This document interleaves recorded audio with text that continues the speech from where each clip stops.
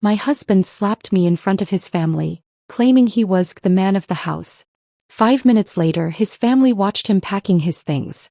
The sound of his palm against my cheek echoed through the dining room, but it was his smirk that shattered our marriage. 5 minutes. That's all it took to pack 5 years of delusions into a single suitcase. Before we begin, I want to take a moment to thank each of you for being part of this incredible journey. If you're enjoying these stories of empowerment, consider subscribing. It's completely free and helps us build this amazing community. Let's dive in. I'd always known this day would come, though I never imagined it would unfold during his mother's precious Sunday roast dinner. The table was set with her finest china, wedding gifts she'd proudly displayed for 40 years of her own submissive marriage. The irony wasn't lost on me.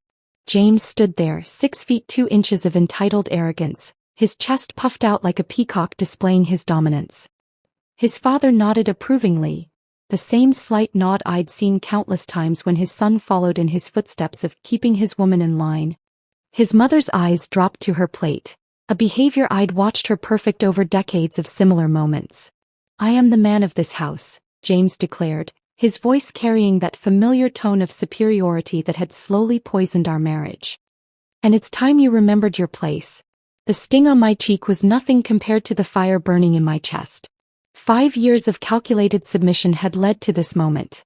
5 years of documenting every controlling comment, every financial decision, every subtle manipulation. 5 years of building my escape route brick by brick while playing the role of the perfect submissive wife. Little did he know I'd already withdrawn half of our joint savings, legally with documented evidence of my contributions. The separate apartment had been rented for months, furnished gradually with cash purchases. My new job offer was secured starting next week at a firm across town. Every detail had been meticulously planned, waiting only for this final act of public humiliation to justify its execution. "You're right, James," I said softly, my voice steady despite the adrenaline coursing through my veins. "You are the man of this house." His smirk widened, victory gleaming in his eyes. His sister Caroline shifted uncomfortably in her chair, while his brother Michael suddenly found his roast potatoes fascinating. The familiar dance of family denial was in full swing. I stood up slowly, my napkin placed deliberately beside my barely touched dinner. "Which is why," I continued, walking towards the hallway closet, "you should have this house all to yourself." The confused murmurs around the table grew as I pulled out the pre-packed suitcase I'd planted there earlier that morning.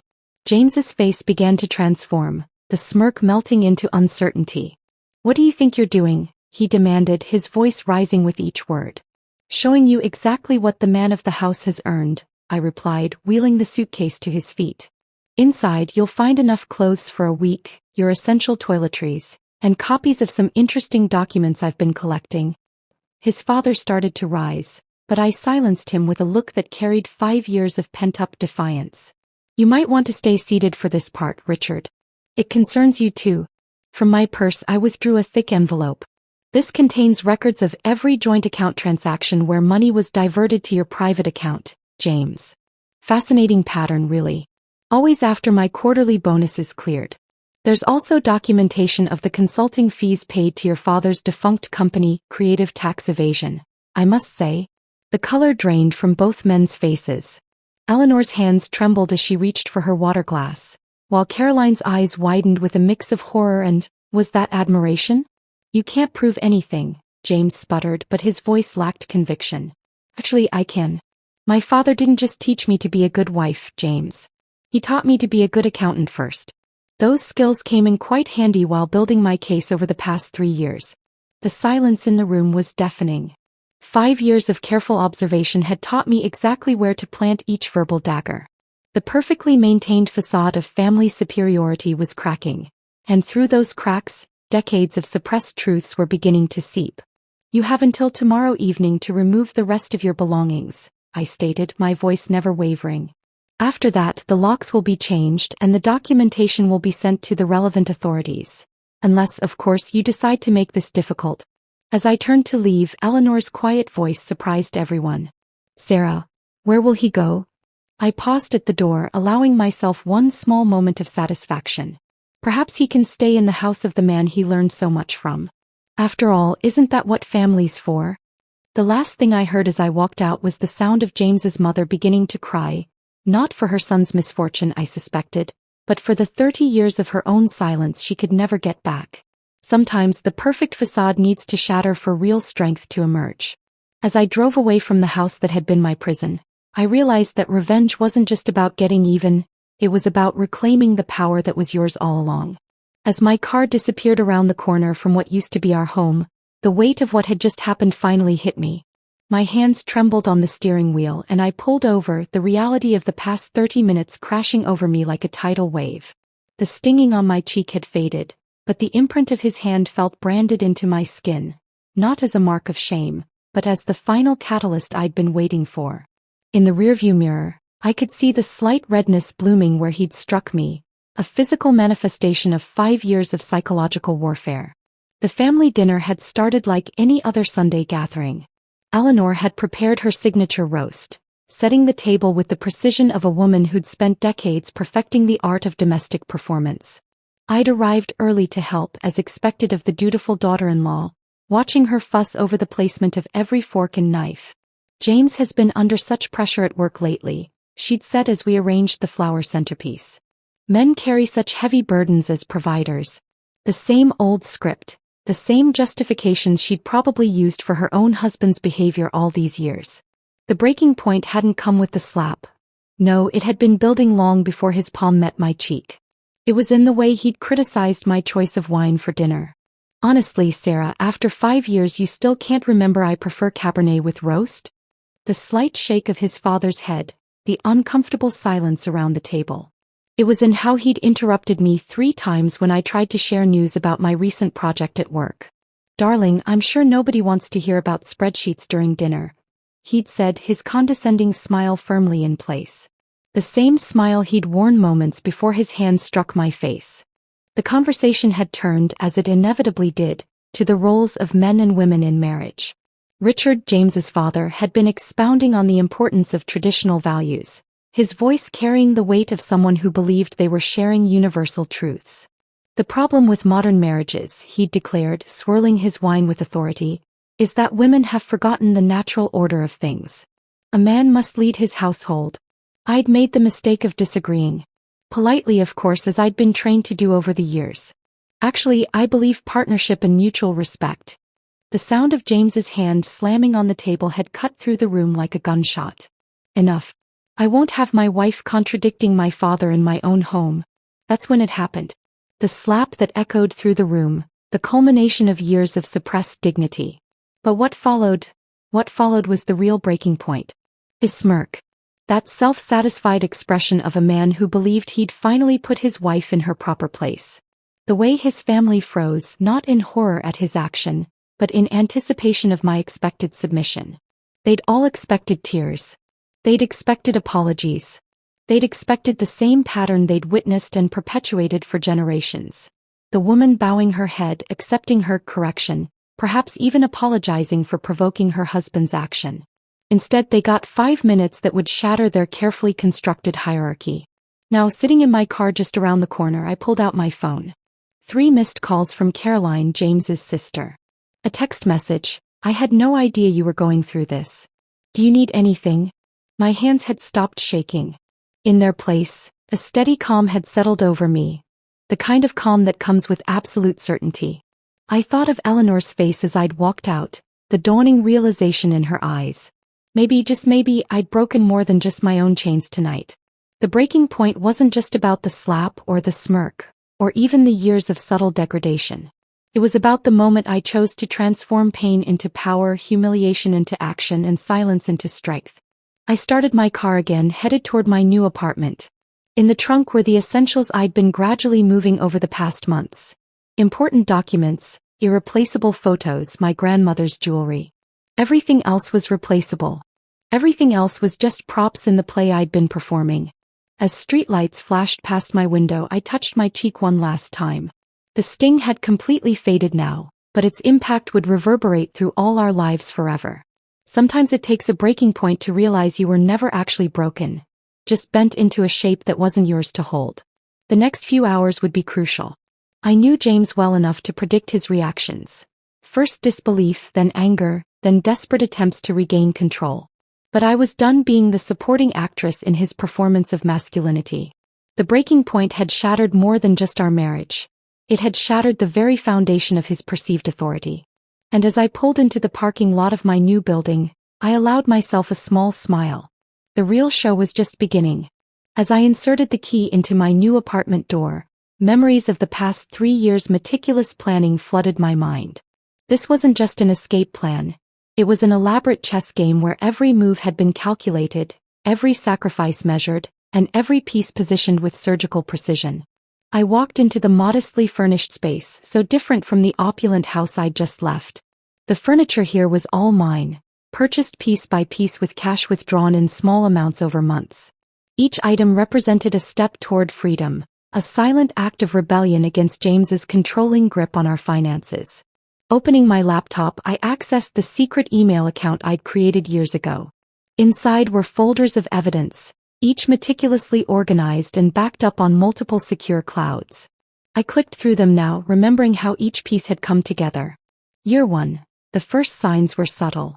James's insistence on joint financial decisions that were actually his alone. The way money disappeared from our accounts into his private investments. I'd started documenting everything then, creating spreadsheets tracking every suspicious transaction, every financial manipulation. Being an accountant had its advantages. I knew exactly where to look and what to record. My fingers traced over a particular folder labeled Family Finances. Inside were records of the money laundering scheme between James and his father, consulting fees paid to a defunct company, tax evasion carefully disguised as business losses. I discovered this purely by accident while organizing our tax returns, but it had become the cornerstone of my leverage. Year 2. The psychological documentation began. I'd started keeping audio recordings of our conversations, particularly when he'd had too much to drink and his mask would slip. The verbal abuse, the gaslighting, all carefully time-stamped and archived. There were videos too, seemingly innocent family gatherings where his controlling behavior was on full display, though subtle enough that most wouldn't notice unless they knew what to look for. I opened another folder containing emails from my therapist, documenting our sessions where I'd discussed the emotional abuse. She'd been instrumental in helping me maintain my sanity while building my case, teaching me techniques to appear compliant while secretly strengthening my resolve. Year 3. The physical preparations began. I'd started squirreling away cash, never more than would be noticed missing from our accounts. I'd opened a separate bank account using my office address for correspondence. Every bonus I'd earned had been split, half going into our joint account as expected, half secretly diverted to my escape fund. I clicked through photos of the bruises, not from physical abuse, but from accidents that happened when James was angry. A push door here, a grabbed arm there. All photographed, dated, and witnessed by my doctor, building a pattern that could not be dismissed as coincidence. The most crucial folder contained the recordings of his father's drunken confessions at family gatherings. Richard, so proud of his business acumen, had no idea that his boasting about tax strategies was being carefully documented. The recording from last Christmas was particularly damning. His detailed explanation of how he'd taught James to manage company accounts would be especially interesting to the IRS. Standing up from my laptop, I walked to the kitchen and poured myself a glass of wine. Not James's preferred Cabernet, but my favorite Pinot Noir that I'd never been allowed to buy. The irony wasn't lost on me that while James thought he was controlling every aspect of our lives, I'd been quietly building an arsenal that could destroy him. My phone buzzed again. More messages from his family. I opened Caroline's text. Mom's hysterical. Dad's threatening legal action. Are you sure you want to do this?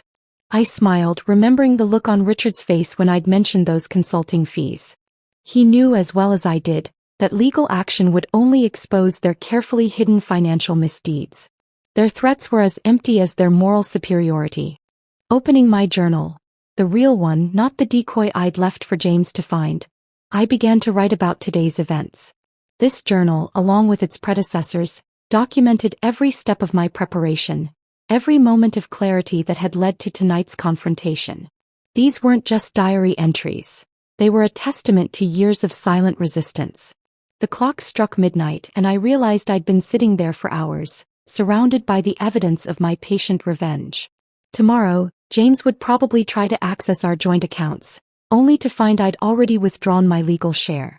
He'd call his lawyer, only to realize that any legal action would trigger the release of documents he couldn't afford to have exposed. I closed my laptop and walked to the window looking out at the city lights. 3 years of preparation had culminated in 5 minutes of perfect execution. 3 years of playing the submissive wife while building the case that would ultimately set me free. The hardest part hadn't been gathering the evidence or setting up the escape plan. The hardest part had been maintaining the facade, smiling at family dinners while recording their incriminating conversations, playing the dutiful wife while documenting every financial transaction, pretending not to see the subtle warning signs while photographing and dating them all. But patience, as they say, is a virtue. And revenge, when served cold after years of careful preparation, tastes all the sweeter for the wait. The morning after my escape brought exactly what I'd anticipated: chaos. By 7 a.m. my phone was flooded with messages, missed calls and voicemails, each one more desperate than the last. I watched them roll in while sipping my morning coffee, feeling strangely detached from the storm I'd unleashed. "Sarah, you're being irrational. Come home and we can discuss this like adults." James, 6:15 a.m. "Do you have any idea what you're doing to this family?" Richard, 6:45 a.m. "Please, darling, let's not make this bigger than it needs to be." Eleanor, 7 a.m. The calculated response I'd prepared was already in motion. My lawyer, Patricia Chin, had been briefed months ago and was ready. At exactly 8 a.m. as planned, she began sending out a series of carefully crafted emails. The first went to James's law firm, detailing the financial discrepancies I'd uncovered. The second to his father's business partners, hinting at irregularities in their consulting arrangements. I replayed yesterday's scene in my mind. Those crucial 5 minutes after the slap. The way I'd maintained perfect composure while retrieving his packed suitcase. The precision with which I'd laid out the evidence. The calculated way I'd revealed just enough to show them I held all the cards without exposing my full hand. The doorbell rang at 9 a.m. Through the peephole I saw James, his appearance disheveled, so unlike his usual polished facade. His tie was crooked, his hair unkempt. The man who'd always insisted on perfect presentation was unraveling, just as I'd predicted. "Sarah," he called through the door. "This is ridiculous. Open the door." I pressed record on my phone, another habit born from years of preparation. "James, step away from the door. Any attempt at forced entry will be reported to the authorities. You can't do this to me. I'm your husband. The man who slapped me in front of his family? That husband." My voice remained steady, controlled. "The security cameras in this building are recording everything, James. Your choice how you want this to look in the divorce proceedings." I heard him punch the wall, another predictable response. James had always resorted to displays of physical aggression when he felt powerless. The difference was, this time it would only strengthen my case. My phone buzzed with a text from Caroline. "He's at your apartment? Dad's furious. He just got a call from his biggest client asking questions about the consulting fees." Everything was falling into place. The dominoes I'd carefully arranged over years were toppling exactly as planned. James's desperate display at my door, Richard's clients asking questions, Eleanor's frantic calls. All of it proved that my calculated response was hitting its marks with precision. Through the door I could hear James's breathing, heavy with frustration. "The passwords have been changed," he said, his voice dropping to a threatening whisper. "You can't access any of our accounts." I allowed myself a small smile. "Check your email, James. Your father might want to see it too." My lawyer had just sent the documentation showing the new account arrangements. Every joint account had been legally divided, with my share transferred out minutes before I'd left the house yesterday. The thinly veiled tax evasion scheme between father and son was laid out in clear, irrefutable detail. "You had no right," he shouted, his voice cracking. "I had every right. Just like you had the right to be the man of the house, remember?" The security guard I'd alerted earlier appeared at the end of the hallway. "Is there a problem here, ma'am?" "Mr. Crawford was just leaving," I replied loudly enough for James to hear the warning in my voice. I listened to his footsteps retreating, followed by the ding of the elevator. Through my security app I watched him storm out of the building, punching numbers into his phone, presumably calling his father. Within minutes, my phone lit up with a call from Richard. I let it go to voicemail, then played it on speaker. Sarah, you listen to me. Whatever you think you're doing, you're making a terrible mistake. This family has connections you can't imagine. One word from me. I sent a text in response. One word from me to the IRS, Richard. Your choice. The calculated response wasn't just about the evidence I'd gathered or the timing of my escape. It was about understanding their psychological patterns, predicting their reactions, and having countermoves prepared for each one. Every threat they could make had already been anticipated and neutralized. I opened my laptop and sent the final email of my calculated response. To Eleanor. Attached were photos spanning our marriage. Every family dinner where James had belittled me, every holiday where Richard had lectured about a woman's place, every moment where she had sat in silent complicity. The final photo was from yesterday, my cheeks still red from James's slap. Sometimes, I wrote, the strongest thing a woman can do is stop accepting what she's taught to endure. As I closed my laptop, I realized that these 5 minutes of calculated response had achieved what 5 years of silent submission never could. In showing them exactly who I'd become while they thought they were breaking me, I'd shattered not just their control but their entire worldview. The real power didn't lie in the evidence I'd gathered or the threats I could make. It lay in the moment they realized that the submissive wife they thought they'd created had been orchestrating their downfall all along. That first night of true freedom was surreal.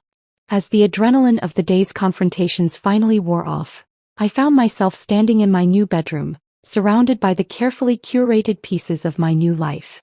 The silence was different here. Not the suffocating quiet of walking on eggshells, but the peaceful stillness of sovereignty.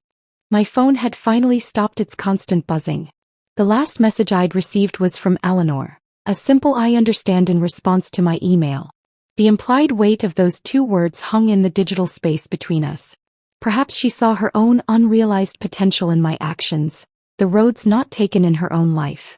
The flying monkeys started their assault the next morning. First came the mutual friends, their messages a carefully orchestrated mix of concern and guilt-tripping. James is devastated, Sarah. Couldn't you have handled this differently? Think about his career. This could ruin him. Every couple has rough patches. You're throwing away years of marriage over one mistake. I'd prepared for this too. Each message received the same response. A photo of my bruised cheek followed by, "Would you give this advice to your daughter?" The silence that followed was telling. Then came the family pressure. James's cousins, aunts, uncles, people who'd smiled benignly at his controlling behavior for years, suddenly had very strong opinions about my vindictive actions. Their messages ranged from emotional manipulation to outright threats. But something unexpected happened too. Support emerged from unlikely corners. Caroline, James's sister, showed up at my apartment with a bottle of wine and tears in her eyes. "I've watched him become our father for years," she confessed as we sat on my new couch. "I should have said something. Done something." "You're doing something now," I replied, pouring her another glass. My phone lit up with a text from Michael, James's brother. "The family's in chaos. Dad's lawyers are working overtime. But I want you to know, you did the right thing. Some things need to break to be rebuilt." The most surprising ally emerged in the form of James's young niece, Emma. At 16, she'd started a group chat with her female cousins, sharing the documentation I'd kept of James's behavior as a warning sign checklist. "Aunt Sarah showed us we don't have to accept this as normal," she'd written. The thought of these young women learning to recognize red flags early filled me with a fierce pride. Building a new support system meant being vulnerable in ways I'd forgotten how to be. I reached out to old friends who'd drifted away during my marriage, expecting rejection but finding open arms instead. "We've been waiting for you to come back to us," my college roommate Lisa said during our first lunch reunion. "We knew the Sarah we loved was still in there somewhere." My therapist, Dr. Martinez, helped me navigate the emotional landscape of freedom. "You're experiencing something unique," she explained during our session. "Most abuse survivors struggle with the aftermath of escape. You're dealing with the aftermath of a perfectly executed liberation. The emotions are different, but they still need processing." He was right. There was guilt, not for leaving but for succeeding where so many others couldn't. There was fear, not of James anymore, but of the ripple effects my actions would have through generations of his family. And there was grief, not for the marriage I'd lost, but for the years I'd spent planning instead of living. Work became my sanctuary. I'd already laid the groundwork for success there, quietly excelling while maintaining the facade of the disinterested corporate wife. Now, unleashed from the requirement to downplay my achievements, I threw myself into projects with renewed vigor. My boss, Sarah Chin, pulled me into her office a week after everything happened. "I always knew you were holding back," she said, sliding a folder across her desk. "We have an opening for department head. The interview is yours if you want it." The position would mean a significant pay raise and, more importantly, a chance to mentor other women in the firm. The irony wasn't lost on me. While James's career was imploding under the weight of exposed financial misdeeds, mine was soaring. Each day brought new challenges but also new victories. I learned to sleep in the middle of the bed, to choose restaurants based solely on my preferences, to laugh without checking if my joy was appropriate to the situation. Small freedoms that felt enormous after years of constraint. The most profound change was in my reflection. The woman in the mirror stood straighter, smiled more freely, looked back at me with clear eyes that no longer carried the shadow of constant calculation. She wasn't just surviving anymore. She was flourishing. Late one night, about 2 weeks after my escape, I received an unexpected email from Eleanor. "I filed for divorce today. Richard doesn't know yet.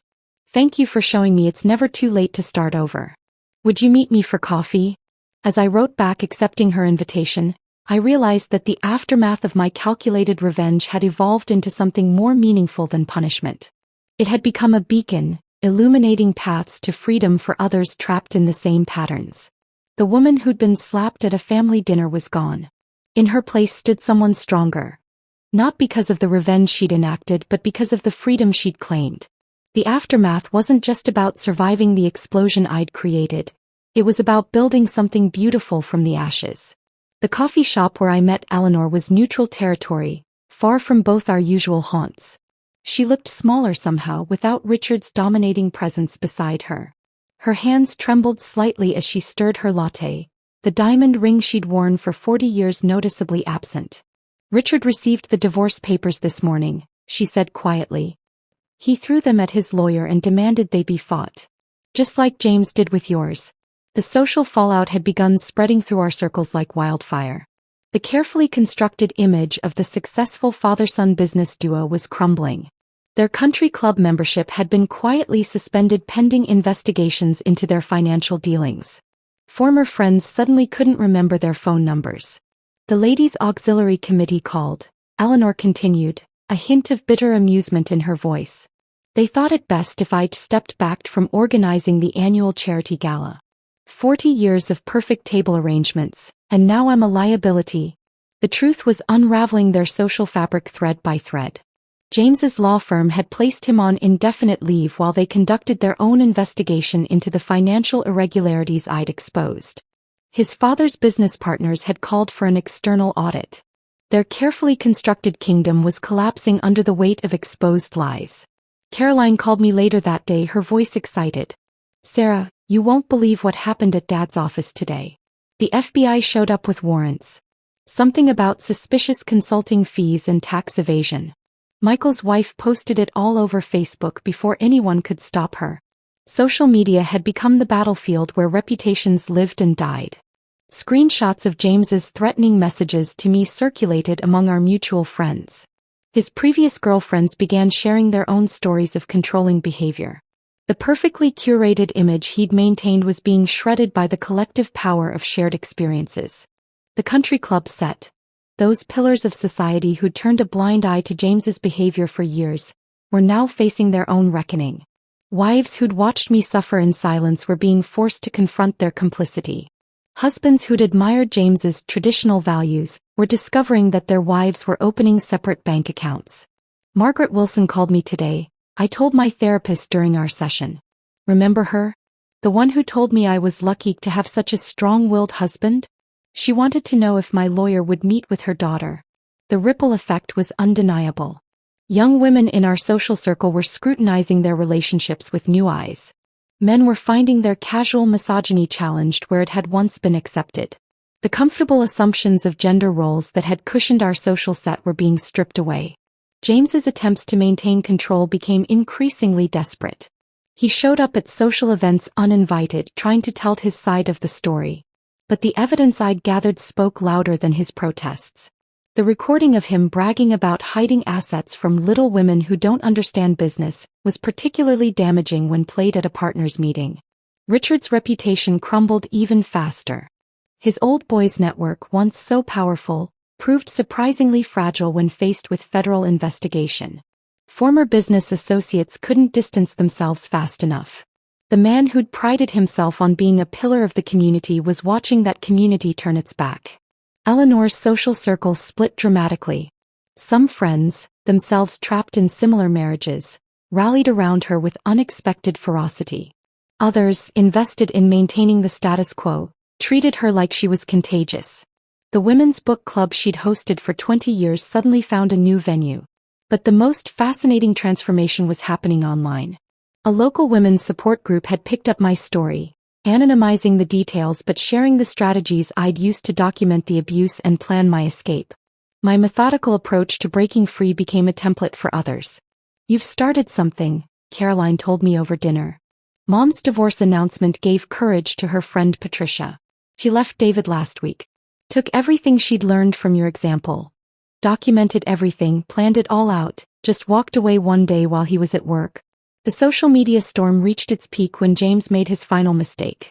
Drunk and angry, he posted a long rant about ungrateful wives and family values on LinkedIn of all places.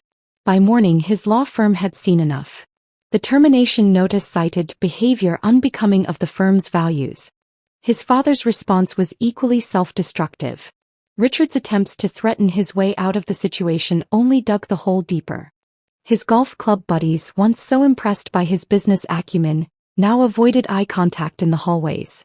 The emperor had no clothes and everyone could finally admit they'd seen it all along.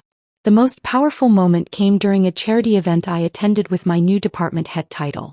Eleanor was there, her first public appearance since filing for divorce. The whispers followed her until she reached my table. Without hesitation, I stood and hugged her, loud enough for everyone to hear. "I saved you a seat. Here next to me." The message was clear.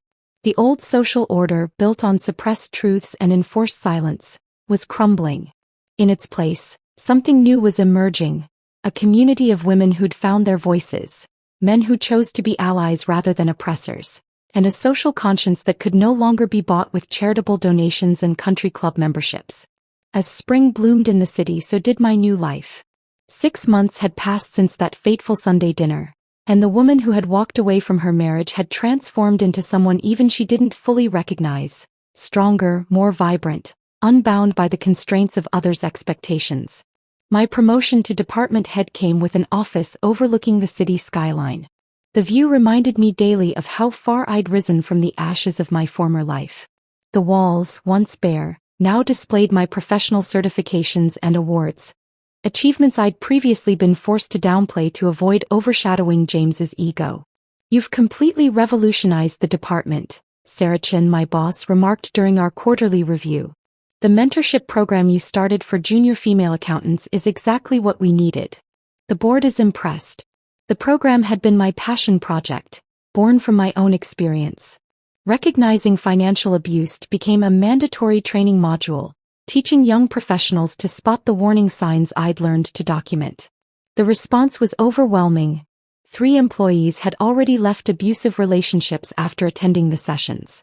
Therapy with Dr. Martinez shifted from crisis management to personal growth.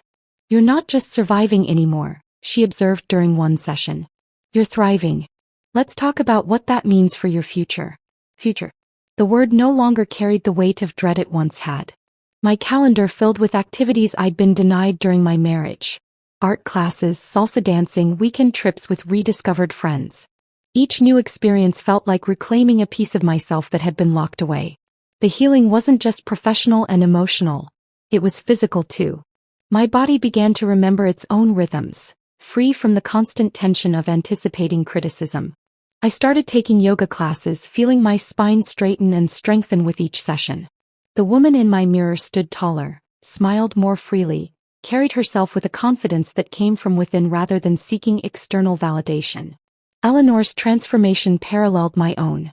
After her divorce was finalized, she enrolled in community college courses, fulfilling a dream Richard had dismissed decades ago. We met weekly for coffee, sharing small victories and supporting each other through the challenging days.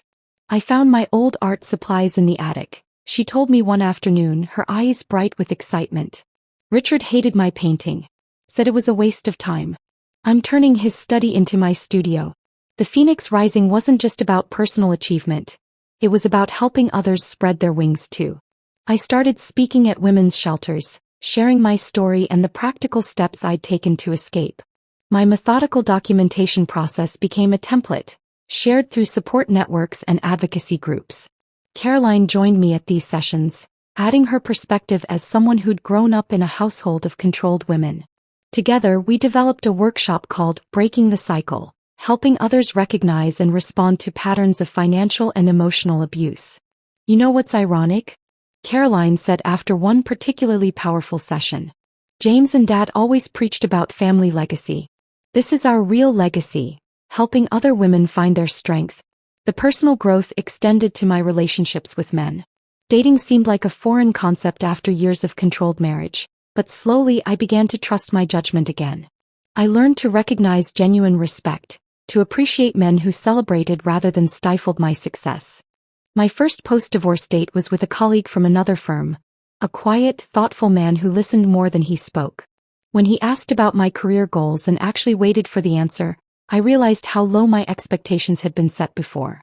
The most unexpected growth came in forgiving myself. Not for leaving, I'd never doubted that decision, but for the years I'd spent planning instead of living. Dr. Martinez helped me see those years differently. Those weren't wasted years, she explained. They were your cocoon phase. Every moment of planning, every document you preserved, every small act of secret resistance. Those were the threads you used to weave your wings. The ultimate test of my growth came when James made one final attempt at reconciliation. He appeared at my office, humbled by his downsized life and tarnished reputation. The old James would have demanded, threatened, controlled. This version asked almost politely if we could talk. I've changed, he claimed, sitting across from my desk. Therapy, anger management. I'm not the same man who, that day at dinner. I studied him calmly, noting the designer suit that didn't quite fit anymore, the slight tremor in his hands. The man who had once seemed so powerful now looked small in my professionally appointed office, surrounded by evidence of my success. I believe you've changed, I replied, my voice steady. But so have I. And this version of me deserves more than an improved version of you. As security escorted him out, I felt the final pieces of my old self fall away.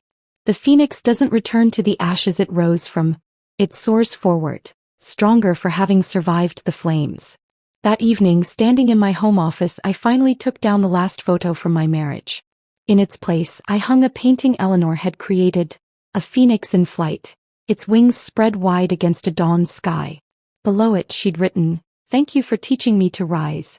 1 year to the day after that fateful Sunday dinner, I stood at the podium of the National Conference for Financial Empowerment, preparing to deliver the keynote address. The irony wasn't lost on me. My expertise in documenting financial abuse had transformed from a survival strategy into professional acclaim. Our next speaker, the introducer announced, has revolutionized how we understand and combat financial abuse in relationships. Please welcome Sarah Mitchell, author of Silent Ledgers, Breaking Free from Financial Control. My book, born from the detailed documentation of my own experience, had become a bestseller in the business and self-help categories. Each chapter was a carefully crafted guide, teaching others to recognize and escape the patterns I'd learned to document. The advance alone was more than James's annual salary had been. The sweet revenge wasn't in the success itself. It was in the complete reversal of power. James, now working at a small suburban law firm, had tried to prevent the book's publication. His cease and desist letter sat framed in my home office, a reminder of how far I'd come from the woman who would have once yielded to such threats. During the Q&A session after my speech, a familiar face appeared at the microphone. Eleanor, elegantly dressed in an artist's smock splattered with paint, stood tall as she addressed the crowd. As someone who lived 40 years in financial darkness, she began, her voice clear and strong. How do we help women recognize their worth before it takes decades to break free? The audience didn't know she was my former mother-in-law. They didn't know that her art gallery, showcasing works by survivors of domestic abuse, had just received a major grant. They didn't know that Richard's attempts at reconciliation had been met with restraining orders and public humiliation.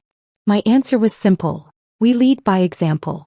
We show them that success isn't measured by the size of their husband's bank account, but by the strength of their own resolve. The revenge grew sweeter with each small victory. James's new girlfriend, having Googled him before their third date, found my TEDx talk about recognizing controlling behaviors. She ended things immediately. Richard's country club membership was permanently revoked when the extent of his financial frauds became public record. But the sweetest revenge came in unexpected forms. The women's shelter where I volunteered named a financial literacy program after me. Former clients from James's law firm began seeking my consulting services on detecting hidden assets in divorces. My methodology for documenting abuse became part of the standard training for domestic violence counselors. Caroline called one evening with news that made me laugh out loud. Dad tried to join the new golf club in Westbrook, she reported. They Googled him and suddenly their membership was full. But guess what? They just invited Mom to showcase her artwork in their main hall. The local newspaper ran a feature story about Eleanor's transformation from country club wife to celebrated artist and advocate. The photos showed her in her studio, surrounded by powerful paintings of women breaking free from various bonds. The reporter noted that her ex-husband declined to comment for the story. James made one final attempt at reasserting control. He showed up at a book signing, waiting in line like any other attendee. When he reached my table, he placed my wedding photo before me instead of my book.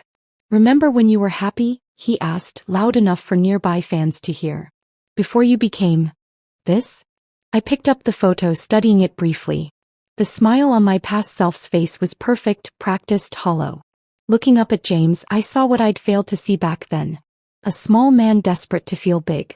"Would you like me to sign this too?" I asked pleasantly, uncapping my pen. To James, "Thank you for teaching me that the best revenge is living well. Shall I date it?" The whispers and phone cameras around us told me this encounter would soon be viral. James retreated, leaving the photo behind. I added it to my speaking materials. A visual aid for recognizing the difference between a genuine smile and a survival mask. The ultimate revenge wasn't in James's downfall or Richard's disgrace.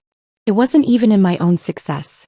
It was in the ripple effect of empowerment spreading through our social circles.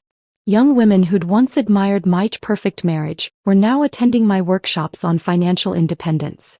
Men who'd emulated James's controlling behavior found themselves suddenly single. At the end of my keynote speech, I shared a new initiative, a foundation providing grants to help women escape financial abuse. The first recipient would be announced next month, at a gala hosted in the same country club where James had once held court.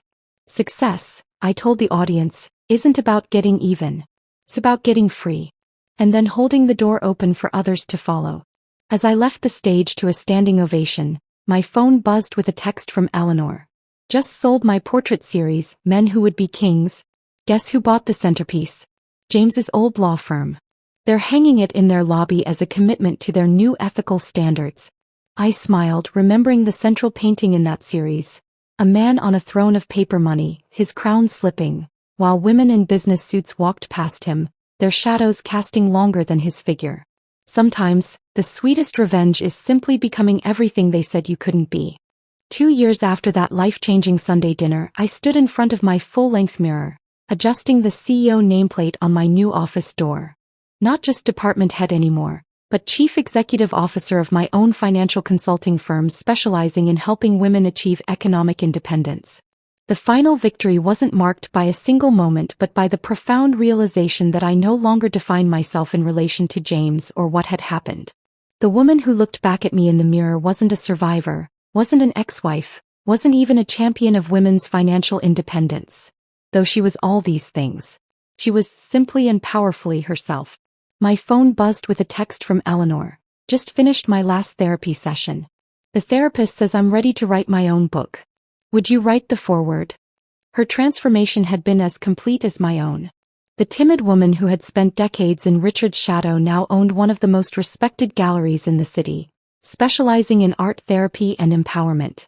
Her story had become intertwined with mine in unexpected ways, both of us rising from the same oppressive household to find our own paths.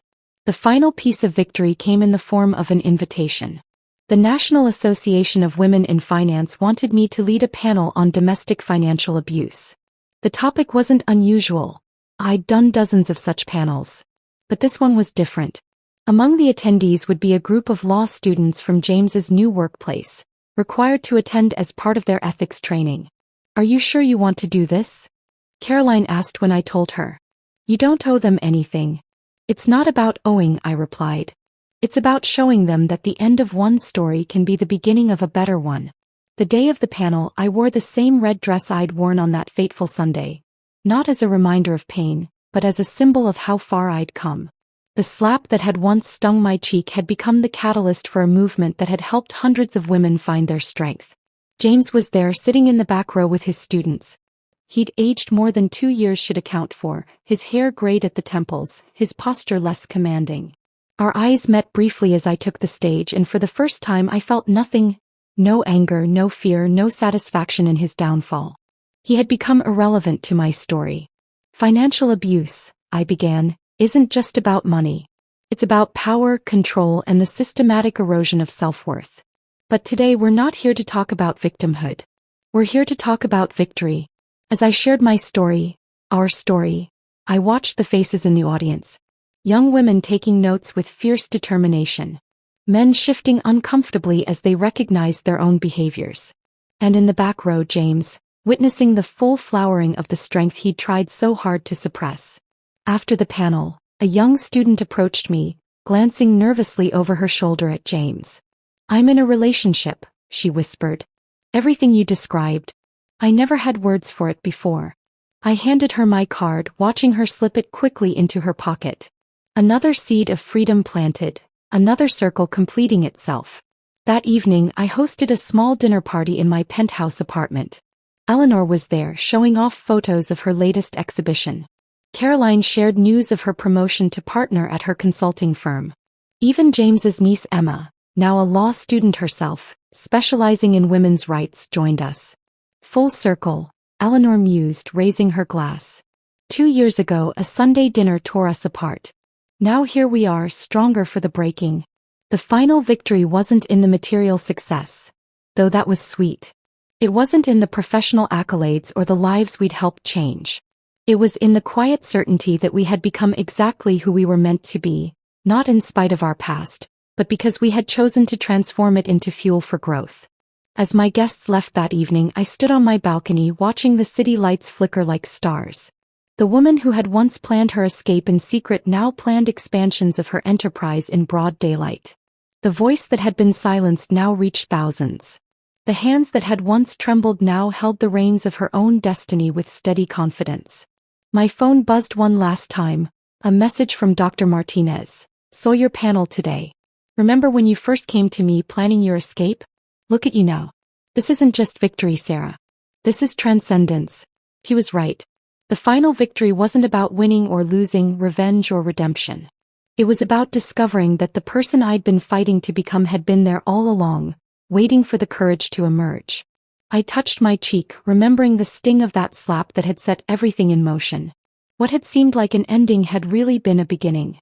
In trying to put me in my place, James had inadvertently helped me find it. Not as his wife, not as his victim, but as the architect of my own destiny. The circle was complete.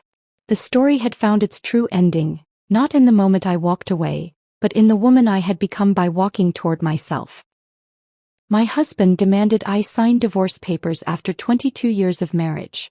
"I've found someone who makes me happy," he said coldly, avoiding my eyes. I signed them with a smile, though my heart was shattered. But little did he know I had been planning my next move for months. "I've found someone who makes me happy," Benjamin said coldly, avoiding my eyes as he pushed the divorce papers across our mahogany dining table. The table we'd picked out together when his business first took off. I signed them with a smile, though my heart was shattered into 1,000 pieces.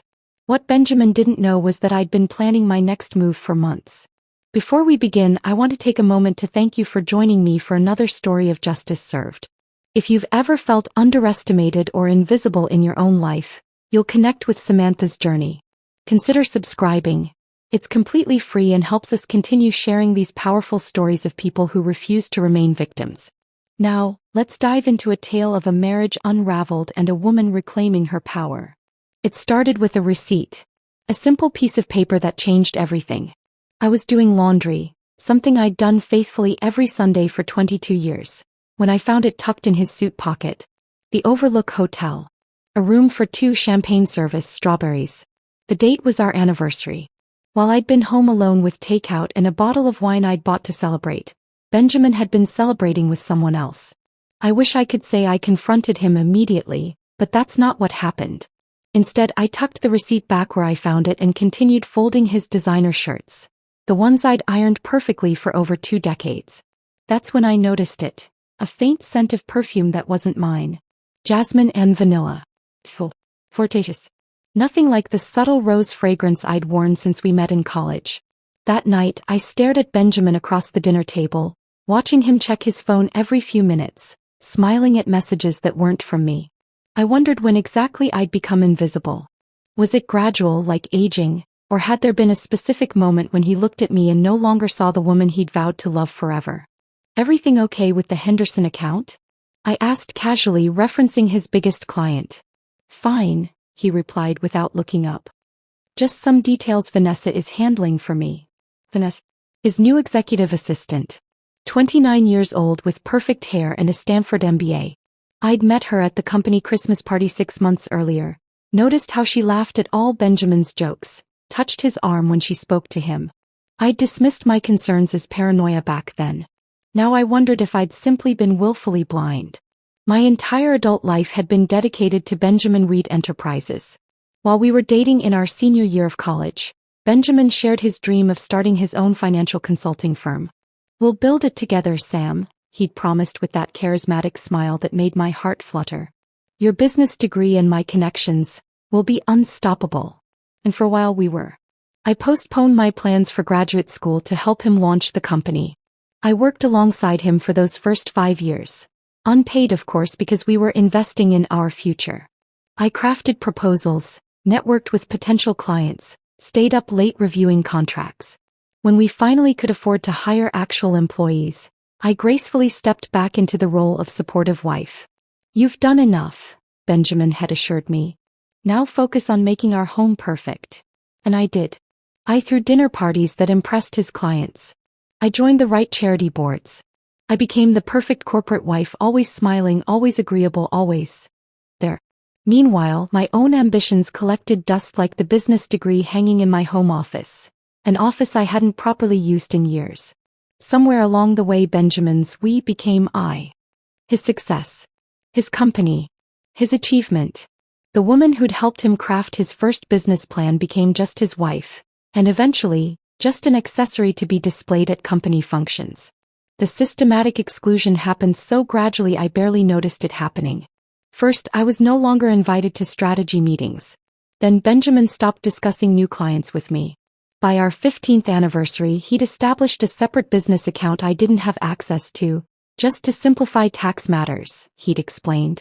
I accepted each change, each small erosion of our partnership, with the grace expected of me. 3 years ago, something shifted in Benjamin. The late nights at the office became more frequent. The business trips multiplied. He installed a fingerprint lock on his home office door. Corporate security requirements, he claimed. His phone was never left unattended, and he took calls in hushed tones on our back patio, ending conversations abruptly when I approached. I started paying attention to the details. Credit card statements showing dinners for 2 at restaurants we'd never visited together. A second cell phone I discovered while searching for batteries in his desk drawer. Email notifications that flashed across his laptop screen from accounts I didn't recognize. The numbers didn't add up either. Benjamin's declared income on our tax returns seemed oddly disconnected from our lifestyle upgrades. The vacation home in Aspen, the boat, the vintage car collection. When I casually inquired about a particular investment that seemed to appear from nowhere, Benjamin patted my hand condescendingly. "Don't worry your pretty head about the complicated stuff, Sam. I've got it handled." That patronizing dismissal awakened something in me. I began paying closer attention to the company financials that occasionally crossed our home fax machine. I noticed discrepancies, large sums moving through shell companies, questionable deductions, revenue that seemed to vanish before making it to official reports. Still, I might have continued my silent observations indefinitely if not for what happened last month. Benjamin had forgotten his tablet at home. Unprecedented carelessness from a man who guarded his digital life so carefully. The notification appeared while I was dusting nearby. Meeting confirmed. Overlook Hotel. 8 p.m. tonight. I didn't plan to follow him. But 22 years of accumulated doubts and dismissals pushed me into my car that evening. I watched from across the street as Benjamin checked in, looking nervously over his shoulder. 30 minutes later, Vanessa arrived, wearing a black dress that accentuated everything I had lost to age and resignation. I didn't confront them. Instead, I drove home in perfect silence, a strange calm settling over me. The betrayal hurt, of course, but the revelation was almost a relief. Now I understood. Now I could see clearly. That night I began my research. Not just into their affair but into the company's finances. I created a private email account. I photographed documents. I recorded conversations. I contacted an old friend from college who specialized in financial forensics. For 3 months I built my case while playing the role of oblivious wife. And when Benjamin finally decided to discard me for his younger model, I was ready. I signed those divorce papers with a smile, not because I was strong, but because I knew what was coming. The next day his company would receive an anonymous tip about tax fraud, $28 million worth. The IRS would raid his office within hours. Sometimes revenge doesn't roar. Sometimes it whispers, patient and meticulous, gathering strength in the shadows. That morning, before the IRS would receive my carefully compiled evidence, I woke to the sound of Benjamin's expensive Italian shoes clicking across our marble foyer. He'd been staying at the office for 3 nights, but I knew better. The Overlook Hotel kept his credit card on file now. I pulled my robe around me and descended the stairs, finding him in our kitchen. He wasn't alone. A thin man with wire-rimmed glasses sat at our island counter, a leather portfolio open before him. "Samantha," Benjamin said, his voice businesslike and empty. "This is Alan Grossman, my attorney." Not our attorney, the one we'd used for 22 years. His attorney. The distinction was intentional, the first cut of many to come. I nodded politely while measuring the coffee grounds for my morning brew, maintaining the facade of normalcy that had become second nature. "Would either of you like some coffee?" "We don't have time," Benjamin replied shortly. He wore his power suit, charcoal gray, custom-tailored in Manhattan. The one he saved for closing major deals. How fitting that he'd wear it to close our marriage. Alan cleared his throat. "Mrs. Reed, we have some matters to discuss." He pulled a document from his portfolio and slid it across our kitchen island, the exact spot where, 19 years earlier, we'd popped champagne when Benjamin landed his first 6-figure contract. I had surprised him with his favorite meal that night, and we'd made love right there on the counter, drunk on success and possibility. The divorce papers stared up at me, sterile and official. Benjamin didn't meet my eyes. "I've been unhappy for some time, Sam," he began, reciting what was clearly a rehearsed speech. His hands didn't fidget the way they normally did when he spoke from the heart. This was Benjamin in negotiation mode. Calculated, controlled, convincing. 22 years is a long time, I said quietly, running my finger along the edge of the papers. "Too long to stay in something that isn't working," he replied. "We've grown apart. We want different things." I noticed he was standing by the door, maintaining his distance as if I might become hysterical or throw something. The Benjamin who once knew me so well now had no idea who I was. The real me, the one who had been meticulously planning while he conducted his affair, remained invisible to him. "The settlement is fair," Alan interjected, pushing a separate document toward me. "Mr. Reed is prepared to be quite generous." I skimmed the terms while sipping my coffee. The generous offer was anything but. The beach house in North Carolina would be sold, with Benjamin keeping 70% of the proceeds. The primary residence, this house I had decorated and maintained for 2 decades, would be his entirely, with 60 days for me to relocate. I would receive a one-time payment that amounted to roughly 3 years of Benjamin's declared income. Most tellingly, I would relinquish all claims to his business ventures, including future earnings from investments made during our marriage. You helped establish Reed Enterprises, I said, looking directly at Benjamin. I put my career on hold. I worked without salary for 5 years. A flash of discomfort crossed his face, quickly replaced by cool detachment. That was a long time ago, Sam. The company's growth over the past 15 years has had nothing to do with you. Except it did. I knew about the Henderson acquisition that doubled their market share. A deal that happened because I'd befriended Mrs. Henderson at a charity gala. I knew about the government contract secured after I'd spent months coaching Benjamin on his presentation. I knew about the initial investors who came through my father's connections. I found someone who makes me happy, Benjamin continued, checking his watch. Vanessa and I. Your executive assistant, I stated flatly. His eyes narrowed slightly. Vanessa understands the demands of my position. She shares my vision for the future. What he meant was, she's 29 and impressed by his wealth. She hasn't seen him fail or doubt himself. She believes the mythology of Benjamin Reed's self-made success story, without understanding the messy, collaborative reality of how businesses actually grow. She's young, I observed, keeping my tone neutral. It's not about age, he snapped defensively. It's about connection. About finding someone who sees the real me. I almost laughed at the irony. The real Benjamin had disappeared years ago, replaced by this carefully constructed persona of corporate success. He couldn't even recognize how rehearsed he sounded, delivering lines that divorced men had been using for generations. Alan shifted uncomfortably, glancing between us. Perhaps Mrs. Reed would like time to review the documents with her own attorney. That won't be necessary, I replied, reaching for the Mont Blanc pen Benjamin had given me on our 15th anniversary. I understand perfectly. Their surprise was palpable. They had expected tears, recriminations, perhaps bargaining. They had prepared for a scene. Instead, I signed each page with a practiced smile, the kind I'd perfected at hundreds of corporate functions over the years. I wish you happiness, Benjamin, I said, meaning it more than he could possibly understand. By tomorrow afternoon his world would collapse like a house of cards. Alan gathered the documents, clearly puzzled by my cooperation. Benjamin seemed simultaneously relieved and suspicious. You can stay in the house until you find somewhere suitable, he offered, a weak gesture toward generosity now that I'd surrendered so easily. That's kind of you. I maintained eye contact until he looked away first. After they left, I poured another cup of coffee and allowed myself 10 minutes to feel the grief. Not for losing Benjamin, but for the years I'd lost being Mrs. Reed instead of Samantha. Then I got to work. That night was the last I'd spend in our bed. Sleep eluded me as I spread documents across the antique writing desk in my bedroom.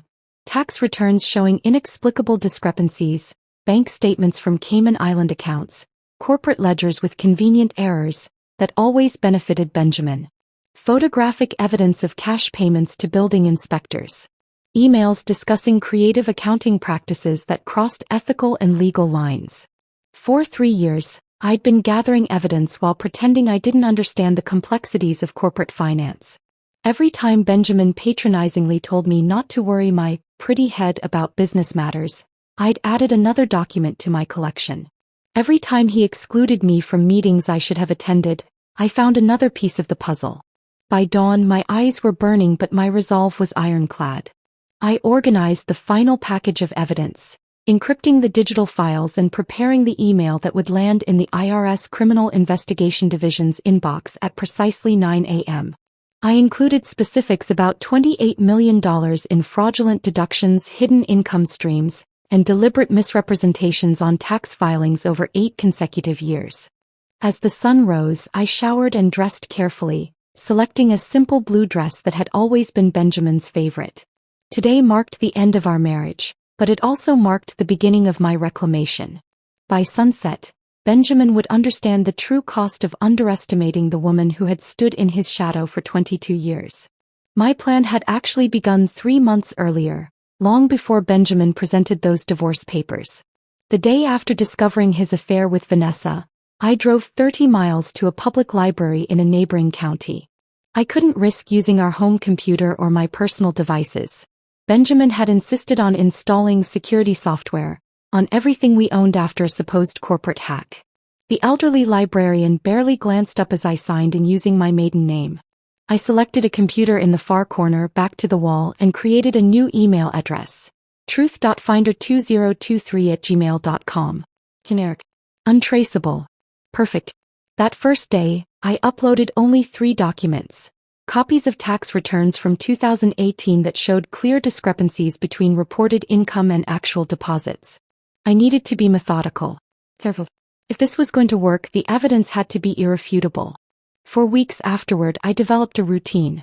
Tuesdays and Thursdays, Benjamin had standing dinner meetings that routinely ran late.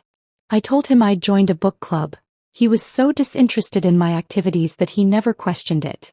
Instead of discussing literature with suburban housewives, I spent those evenings at different libraries across the county, building my case piece by piece. One particularly rainy Tuesday, I sat in my parked car, hands trembling as I dialed a number I hadn't called in years. "Sarah Williams speaking," answered a brisk, professional voice. "Sarah? It's Samantha Reed. From Westlake College." The momentary silence was followed by genuine warmth. "Sam? Oh my God, it's been 5 years since your Christmas card? How are you?" I swallowed hard. "I need advice, Sarah. Professional advice. It's complicated." Sarah and I had been roommates for 4 years in college. While I'd followed Benjamin into his business ventures, she had pursued a career in forensic accounting, eventually becoming a specialist with the IRS Criminal Investigation Division. We'd drifted apart over the years. My fault mostly as I retreated further into Benjamin's world, but had maintained occasional contact. "This sounds serious," she said, her tone shifting. "Do you want to meet?" We arranged to meet at a cafe in Rockville, nearly an hour from my home. Sarah looked exactly as I remembered. Practical haircut, sensible shoes, intelligent eyes that missed nothing. I felt a pang of regret for letting this friendship fade. "Before you tell me anything," she said after we ordered coffee, "you should understand I'm bound by certain professional obligations." "I know," I replied. "That's why I need your guidance. Hypothetically speaking, what's the proper procedure for documenting potential tax fraud without becoming implicated yourself?" Her eyebrows rose slightly. "This hypothetical situation, would it involve someone close to you?" "A spouse." My voice remained steady. "A spouse who has systematically hidden income, created false business expenses and transferred funds to offshore accounts for nearly a decade."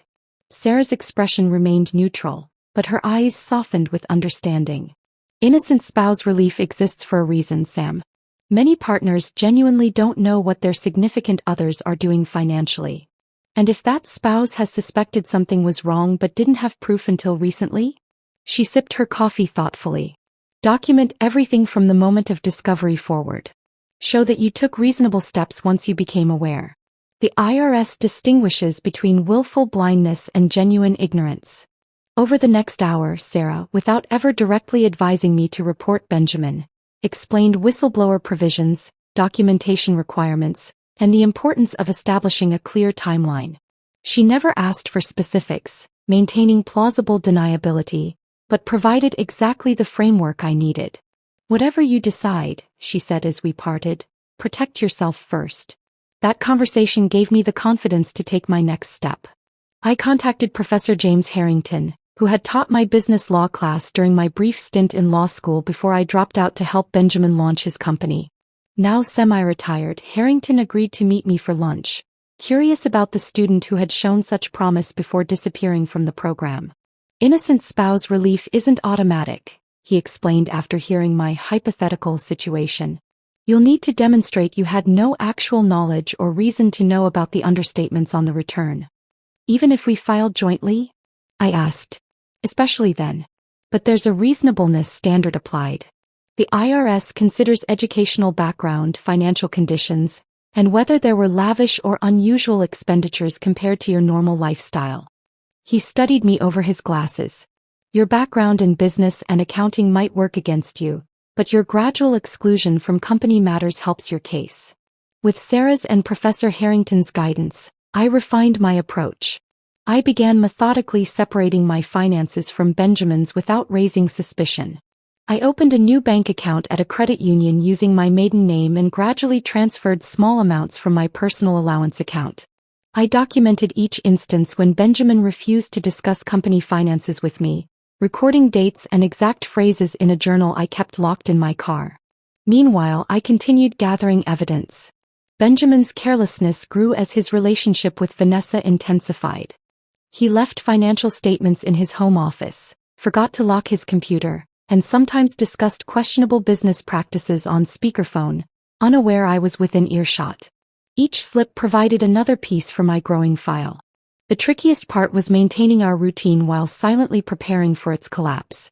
I still cooked Benjamin's favorite meals, maintained our social calendar, and played the role of devoted wife at company functions. I even endured Vanessa's presence at the annual company picnic, smiling politely while she stood too close to my husband, her hand casually touching his arm as they laughed at private jokes. On the morning after signing the divorce papers, I made my final preparations. I drove to a small internet cafe 3 towns over, paid cash for an hour of computer time, and uploaded the complete dossier to the secure IRS portal. 8 years of tax fraud. Multiple shell companies. Hidden accounts in the Caymans and Switzerland. Falsified expense reports. Cash transactions designed to avoid reporting requirements. Properties purchased through anonymous LLCs. The evidence was overwhelming. $28 million in fraudulent activity, carefully documented and annotated. I included a detailed timeline showing Benjamin's systematic efforts to conceal his actions from me, along with documentation of my gradual exclusion from company matters. I filed for innocent spouse relief simultaneously through a separate channel, following Sarah's guidance to protect myself. As I hit send on the anonymous tip, I felt no triumph, only a hollow sense of completion. This wasn't about revenge, not entirely. It was about justice, about consequences, about reclaiming some small measure of dignity from a man who had discarded me after 22 years as if I were nothing. 3 hours later, Benjamin texted to let me know he'd moved the last of his essential belongings to his temporary apartment. We both knew he meant Vanessa's place. He asked if I needed anything before he left the keys. I replied with a single word, no. By morning his world would change forever. The irony wasn't lost on me that after years of dismissing my business acumen, it would be my meticulous documentation that brought down his empire. The woman he underestimated would be the architect of his downfall. I slept surprisingly well that night, better than I had in months. When my alarm chimed at 6:30 a.m., I rose with purpose, dressed in a simple gray suit, professional but understated, and drove downtown. Benjamin's office occupied the top 3 floors of the Meridian building, a gleaming glass structure that dominated the skyline. I parked in the public garage 2 blocks away and walked to Maggie's Cafe, which offered a perfect view of the building's entrance. "The usual, Mrs. Reed?" asked Maggie herself, a 60-something woman who'd been serving downtown professionals for decades. "Just Samantha today," I replied with a genuine smile. "And yes, the usual." I took a window seat and sipped my latte, watching the morning rush of employees entering the building. Benjamin would arrive at precisely 8:15 as he had for 20 years. Early enough to appear dedicated but late enough to make an entrance. His senior staff would already be there, preparing for the 8:30 meeting that started every day. At 9:47 a.m., much faster than I had anticipated, 3 unmarked sedans pulled up to the curb. 8 men and women in suits emerged, carrying briefcases and document boxes. Despite their casual appearance, something about their synchronized movements screamed federal agents. 2 uniformed police officers accompanied them, remaining by the entrance as the others proceeded inside. My phone buzzed at 9:52 a.m. "Benjamin." I silenced it and continued watching. Through the massive glass lobby I could see security trying to contact someone upstairs. More calls came. Benjamin again, then his assistant Claudia, then the company's general counsel. I let them all go to voicemail. At 10:14 a.m., I saw Benjamin himself burst from the elevator into the lobby, his face contorted with panic as he confronted the officers blocking the exit. Even from across the street I could read his body language. The aggressive gesturing, the entitled indignation, the gradual deflation as reality set in. My phone buzzed again. This time I answered. "What the hell is happening?" Benjamin's voice was tight with barely controlled fury. The IRS and FBI are here with search warrants. They're seizing computers and files. They're interviewing my staff. That sounds serious, I replied calmly. What do they want? They're claiming tax fraud, securities violations, and money laundering. It's nonsense. Someone's made false accusations. His breathing was erratic. I need you to come down here. They're asking about joint finances. I'm rather busy today, Benjamin. The divorce papers were quite clear about our separation.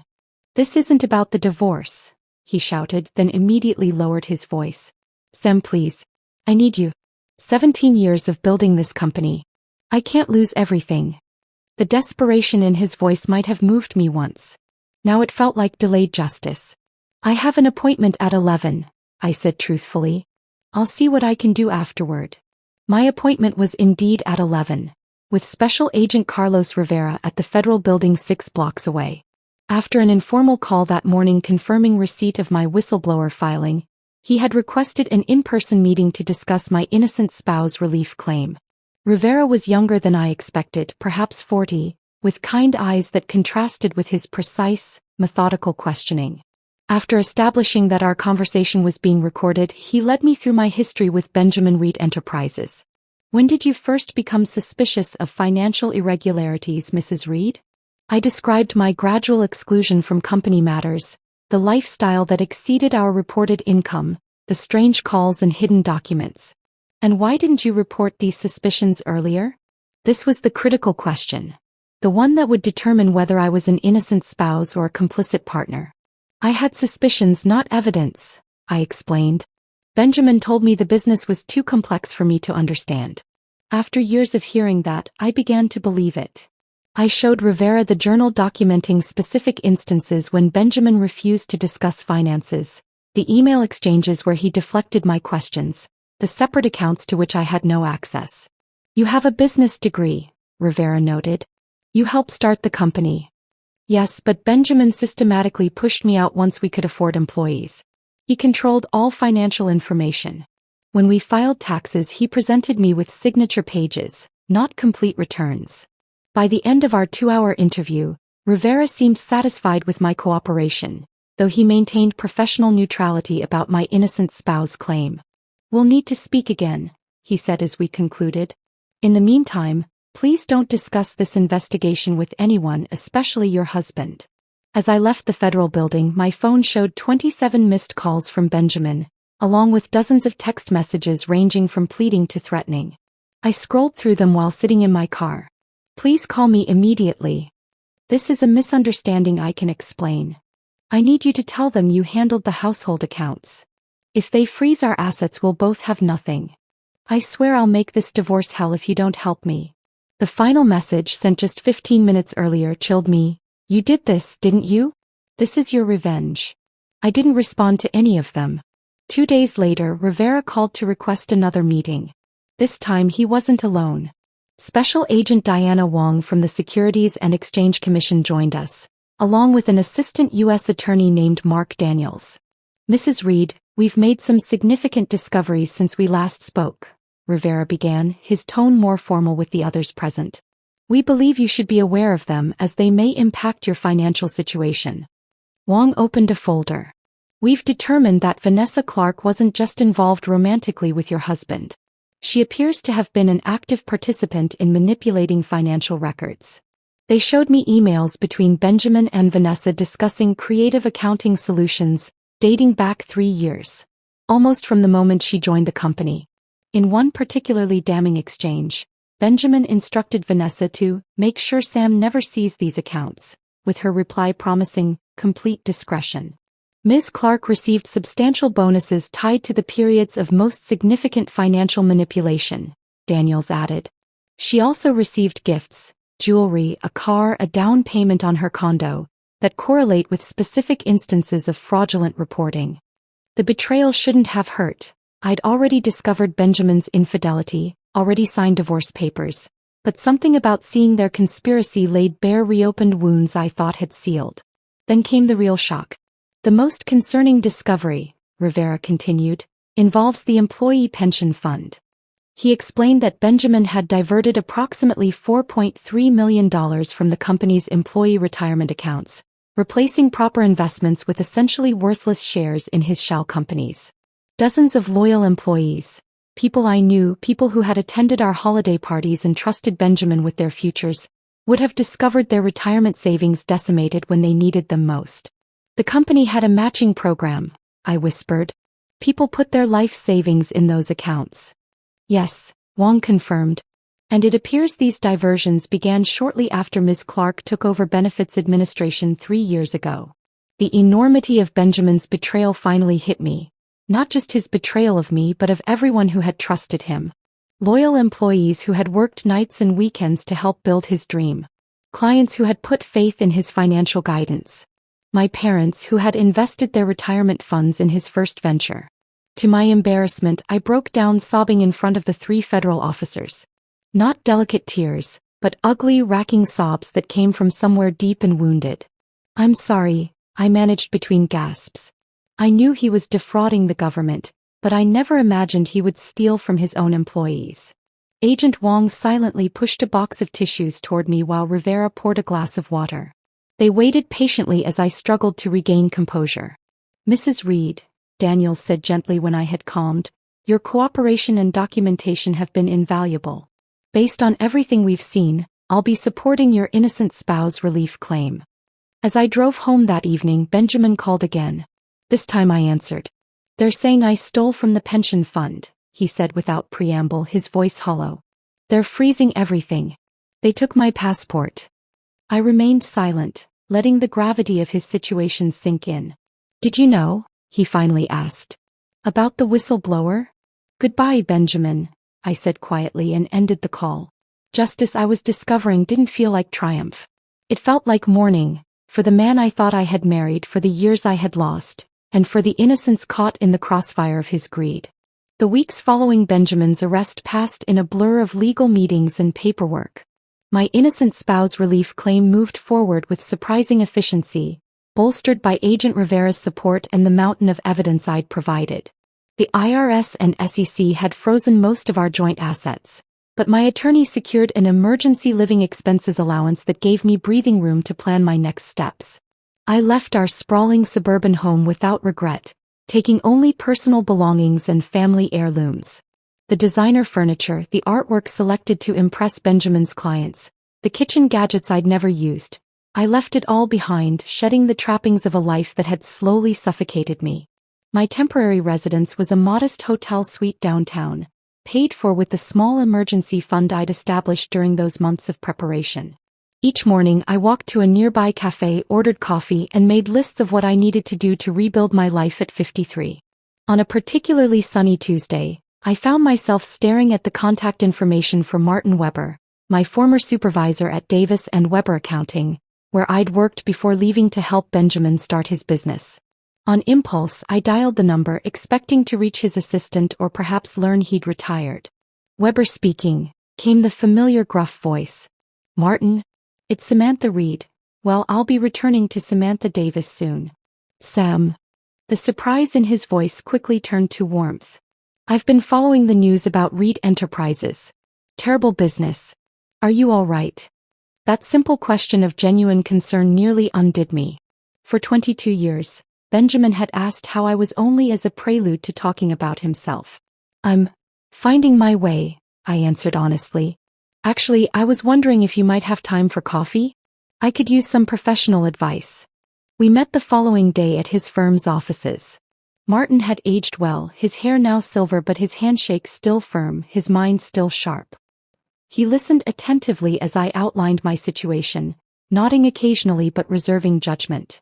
"So," I concluded, "I need to restart my career after a 22-year detour. Any suggestions?" Martin leaned back in his chair. "Actually, we have an interesting situation here. Our compliance and fraud detection division has grown significantly. We're looking for someone with a unique perspective, someone who understands how these schemes work from the inside." "You're offering me a job?" I asked, stunned. "I'm suggesting a conversation with our department head," he clarified.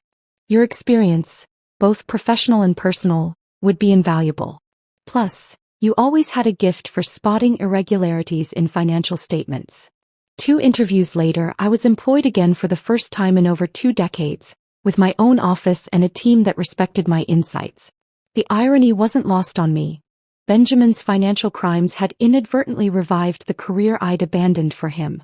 As my professional life stabilized, I faced another challenge: Benjamin's arraignment.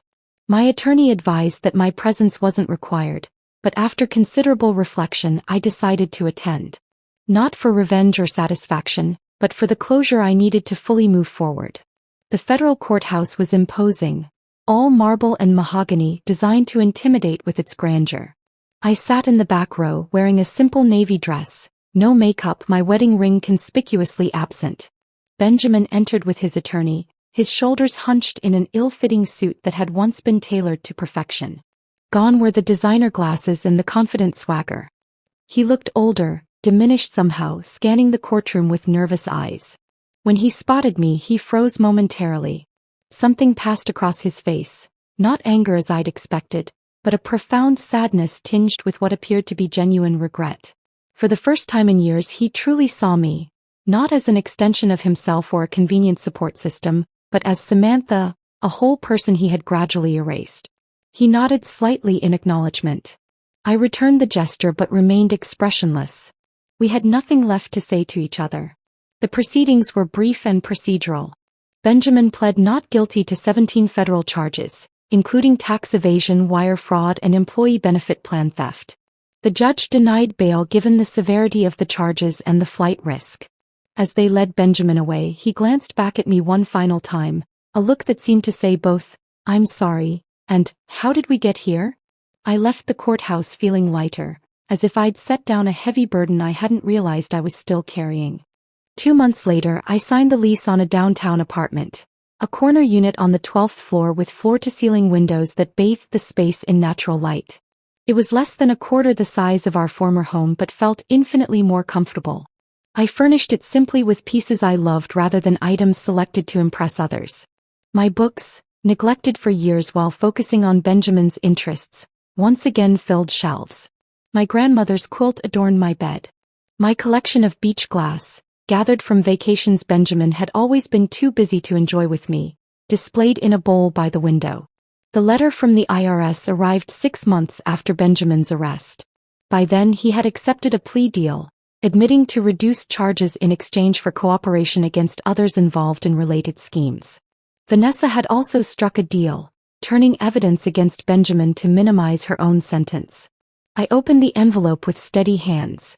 The whistleblower reward was substantial, 15% of the recovered funds, amounting to just over $4.2 million. The validation was sweet, but the money itself felt almost incidental. I had already reclaimed something far more valuable: my independence, my identity, my future. That evening, I called Sarah, my college roommate who had provided that crucial initial guidance. "I need to do something meaningful with this money," I told her. "Something that matters." 2 weeks later, I filed paperwork establishing the New Beginnings Foundation, dedicated to supporting women rebuilding their lives after divorce and financial abuse.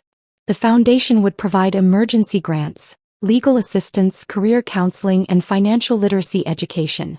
All the resources I wished I'd had during those first terrible days after my marriage collapsed. At the foundation's first board meeting, I shared my vision with the diverse group of professionals I'd assembled: lawyers, financial advisors, therapists, and community organizers. "Many women stay in bad situations because they can't see a way out financially," I explained. "We're going to change that." As spring arrived, I settled into my new routines. Mornings at the accounting firm, analyzing financial statements and training younger staff to recognize warning signs of fraud. Afternoons at the foundation, reviewing grant applications and developing programs. Evenings on my small balcony, watching the city lights emerge as dusk fell, often with a book in hand, a simple pleasure rediscovered. I ran into Benjamin's former assistant Claudia at a cafe near my office. After an initially awkward exchange, she thanked me. "The employees got most of their pension funds back because of you," she said quietly. "No one blames you for what happened." Her words healed something in me I hadn't realized was still wounded. I hadn't just taken revenge on Benjamin. I'd inadvertently protected people who would have been devastated by his actions. On the 1-year anniversary of signing those divorce papers, I hosted a small dinner party in my apartment. My first guests in my new home. Sarah was there along with Martin, my sister from Chicago, and 2 new friends from the foundation. As we raised glasses in a toast, I realized with startling clarity that I wasn't just surviving after Benjamin, I was thriving. The life I'd rebuilt from the ashes of my marriage wasn't a consolation prize. It was the life I should have had all along. I ate alone on my birthday, table for 6. My husband, my best friend, even my own sister ignored the invites. They thought I didn't know about the affair. As I sipped champagne, the waiter handed me a note. "Check your phones now." The champagne glass trembled in my hand as I stared at the photos on my phone. My husband Patrick kissing my sister Victoria, wearing my missing diamond ring like a trophy. Around me, the restaurant buzzed with birthday celebrations and anniversary toasts. But all I could hear was the deafening silence of 5 empty chairs at my table. 3 hours earlier, I'd walked into Chez Laurent with such hope. The hostess, Marie, had greeted me with her usual warm smile. "Table for 6, Mrs. Davidson? Special occasion?" she'd asked, adjusting the fresh white lilies in the center of our reserved table. I'd practically glowed telling her it was my 47th birthday, that my family would be joining me for our traditional celebration. "Patrick's bringing the cake," I'd told her, unable to hide my excitement. "The red velvet one from Sweetheart Bakery, the same place we got our wedding cake 15 years ago." I'd mentioned that cake to him 3 times this week, dropping hints like breadcrumbs. Each time he'd nodded absently while scrolling through his phone, but I'd assumed he was listening. I always assumed he was listening. The first 20 minutes passed in nervous energy. I'd arranged the chairs just so, making sure Victoria's was positioned where she could see the entire restaurant. She loved people watching.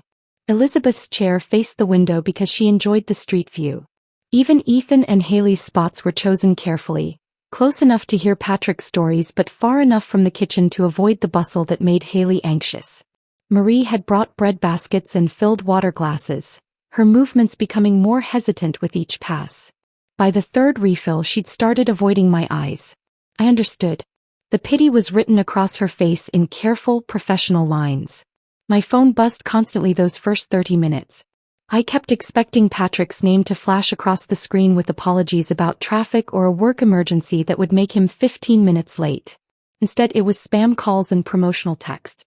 The silence from my family felt deliberate, calculated. At 7:15, I ordered a glass of wine. By 7:30, I'd drained it and asked for the dinner menu. The waiter, Leo according to his name tag, had kind eyes behind wire-rimmed glasses. He'd been serving us for 3 years, knew our usual orders, remembered that Patrick always asked for extra butter with his bread. "Should we wait a bit longer?" Leo asked gently, pretending to adjust the unused silverware while stealing glances at the empty chairs. "They're just running late," I replied, my voice steadier than my hands. But even as I said it, the words felt hollow. Victoria lived 12 minutes away and was notoriously early to everything. Elizabeth worked 6 blocks from the restaurant and had confirmed our plans twice this week. Patrick had left the house before me, claiming he needed to pick up supplies for tonight. The couple at the next table was celebrating their daughter's engagement. The young woman kept flashing her ring, tears of joy streaming down her cheeks as her mother held her hands. I touched my empty ring finger unconsciously, the same spot where my grandmother's diamond had lived for 15 years until it mysteriously vanished 3 weeks ago. Patrick had helped me search every drawer, every pocket, every corner of our house. His concern had seemed so genuine. By 8 o'clock, the restaurant's dinner rush was in full swing. Families filled nearby tables with laughter and animated conversations. A group of teenagers shared an enormous chocolate cake, taking selfies and making memories I envied. An elderly couple held hands across their small table, finishing each other's sentences after what must have been decades together. I sat alone, checking my phone every few minutes. Each time the restaurant door opened, my heart jumped.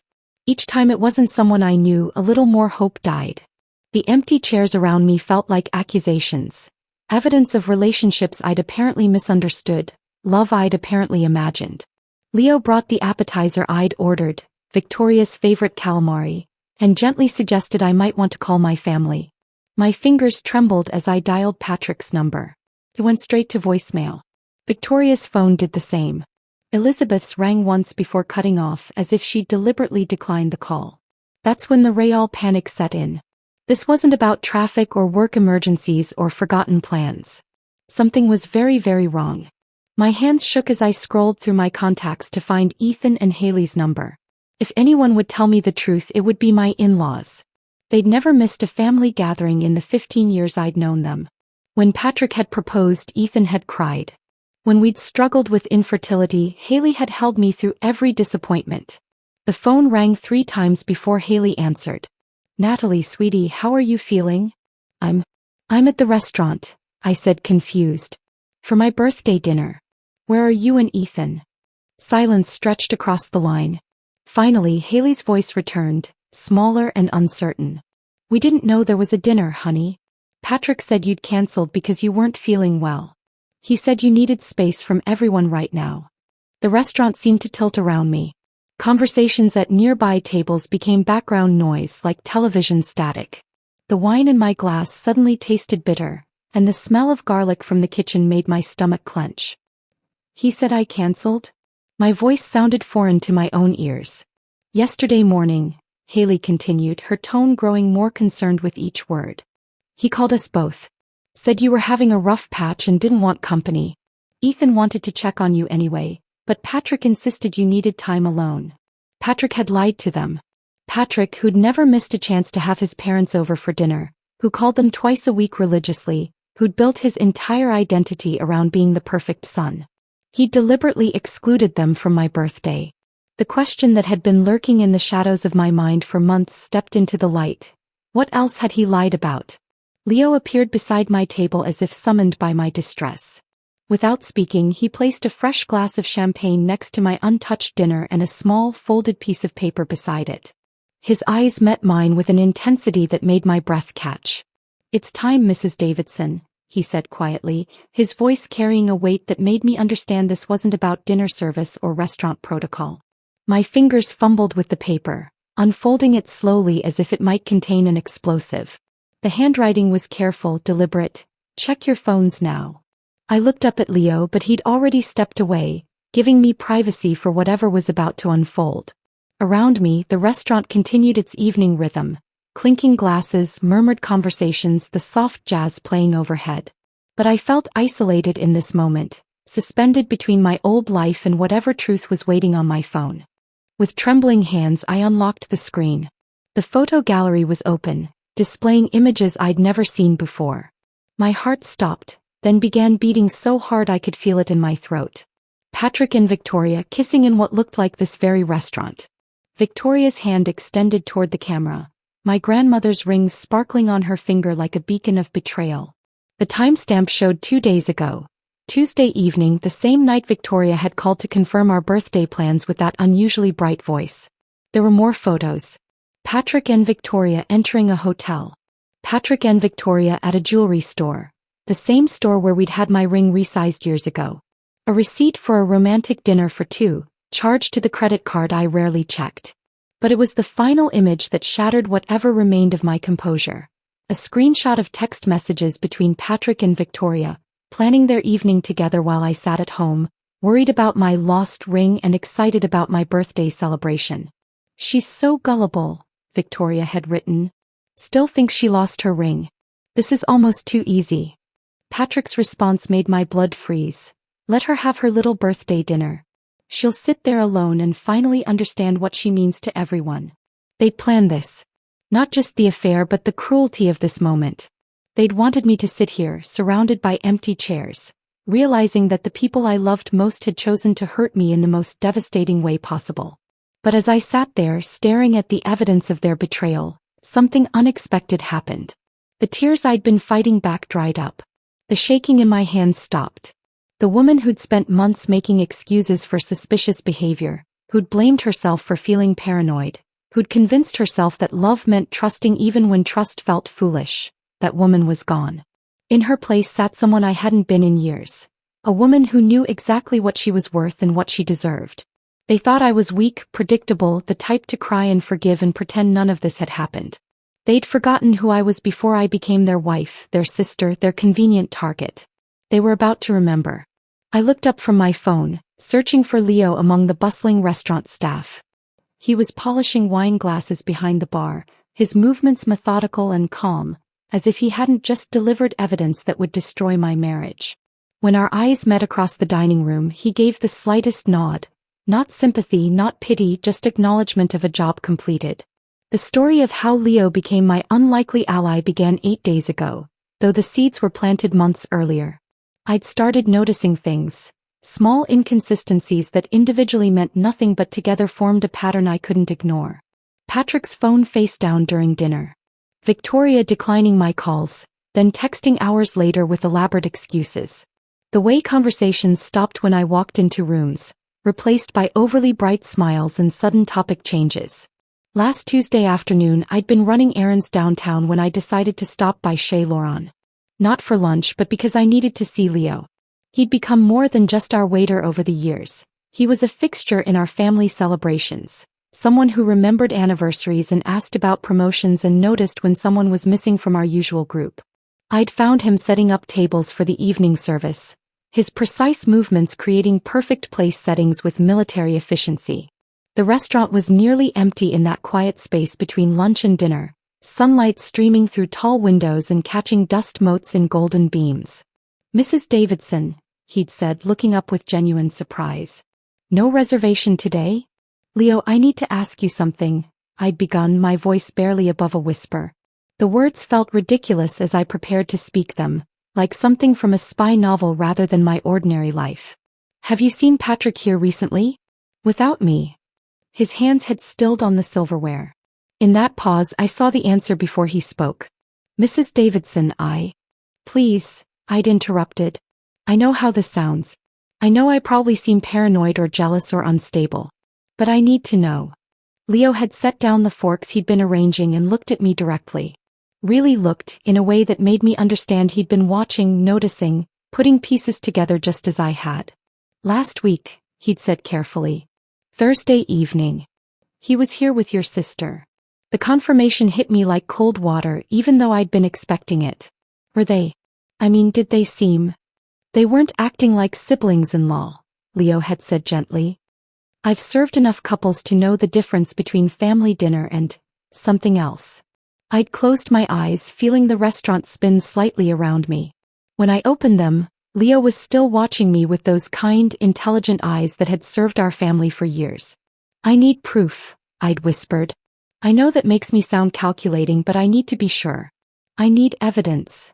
Leo had glanced around the empty restaurant, then pulled out a chair at the table he'd been setting. "Sit down, Mrs. Davidson. Let me tell you what I've observed." Over the next 20 minutes, Leo had painted a picture that shattered every excuse I'd made for their behavior. He'd seen them here 3 times in the past month, always Tuesday evenings when I had book club. They'd requested the corner booth, the same one where Patrick had proposed to me years ago. Victoria had worn different jewelry each time, pieces I'd never seen before. "Last Tuesday she had on a diamond ring," Leo had said, his voice careful. "Beautiful piece. Looked vintage. My grandmother's ring. The one I'd reported missing to our insurance company.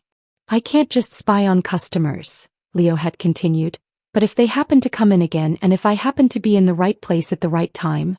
He trailed off meaningfully. "Would you?" I'd asked. If it's not too much trouble, could you?" "Mrs. Davidson, you've been coming here for 3 years. You remember my daughter's graduation, you ask about my mother's health, you tip well even when service is slow. Your husband tips exactly 15% and snaps his fingers when he wants another drink. Your sister has never once said please or thank you." Leo had straightened the already perfect place setting. "If they're planning to hurt you, they picked the wrong restaurant to do it in." The next morning, Leo had texted me from an unknown number. "They made a reservation for tonight. Table 12. 7:30. I'd stared at that message for an hour, my coffee growing cold as I processed what it meant. They weren't just having an affair. They were flaunting it in the place where Patrick and I had celebrated every milestone of our marriage. By evening I'd convinced myself not to go. What would I do, hide behind a plant like some detective show? Confront them publicly? The scenarios all seemed either ridiculous or destructive. But Leo had texted again at 6:15, "They're here early." You should know she's wearing your ring. I'd driven to the restaurant without a plan, parking across the street where I could see through the windows. There they were at table 12, Victoria's left hand catching the candlelight as she gestured, my grandmother's diamond sparkling like it was celebrating its liberation from my jewelry box. My phone had buzzed with another message from Leo. Kitchen entrance. Staff parking lot. I can get you inside if you want to see for yourself. I'd found myself walking through the back door of Chez Laurent like a character in someone else's story. Leo had given me a server's apron and pointed me toward the service station that offered a clear view of table 12. They can't see you from here, he'd whispered. But you can hear everything. Victoria had been mid-sentence when I'd tuned in. Thinks I'm at yoga class. She's so trusting it's almost sad. She believes everything, Patrick had replied, cutting his steak with aggressive precision. Yesterday she thanked me for helping her look for that ring. Actually thanked me. They'd laughed together, the sound sharp and cruel in the intimate restaurant atmosphere. Other diners had glanced their way, perhaps wondering what was so amusing. Sometimes I think she knows, Victoria had said, twirling the ring around her finger. Like she's testing us, waiting to see how far we'll go. Natalie doesn't have the spine for confrontation, Patrick had responded. She'll make excuses for us until we're ready to stop playing games. Leo had appeared beside me with a small device I hadn't noticed before, the restaurant's security system tablet. Audio and video, he'd whispered. I have access for safety reasons. This qualifies as safety, doesn't it?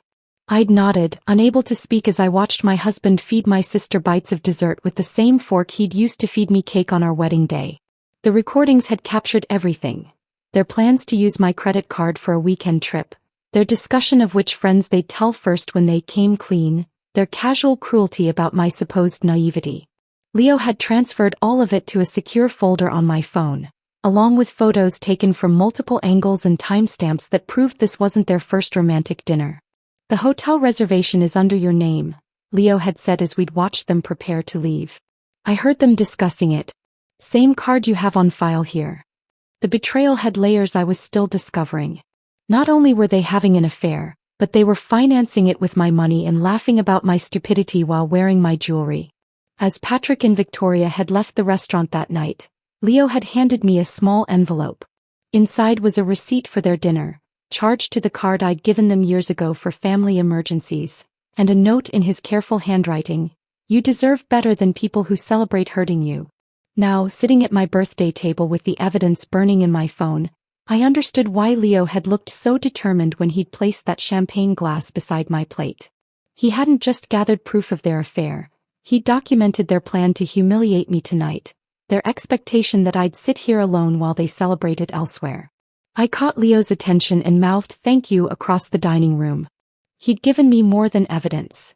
He'd given me the gift of knowing exactly who these people were when they thought no one was watching. That knowledge was worth more than any birthday present I'd ever received. My phone buzzed with a text from the same unknown number. Whatever you decide to do next, Mrs. Davidson, you're not alone in this. For the first time in months, I smiled. That smile lingered on my lips as I left the restaurant, Leo's final text still glowing on my screen.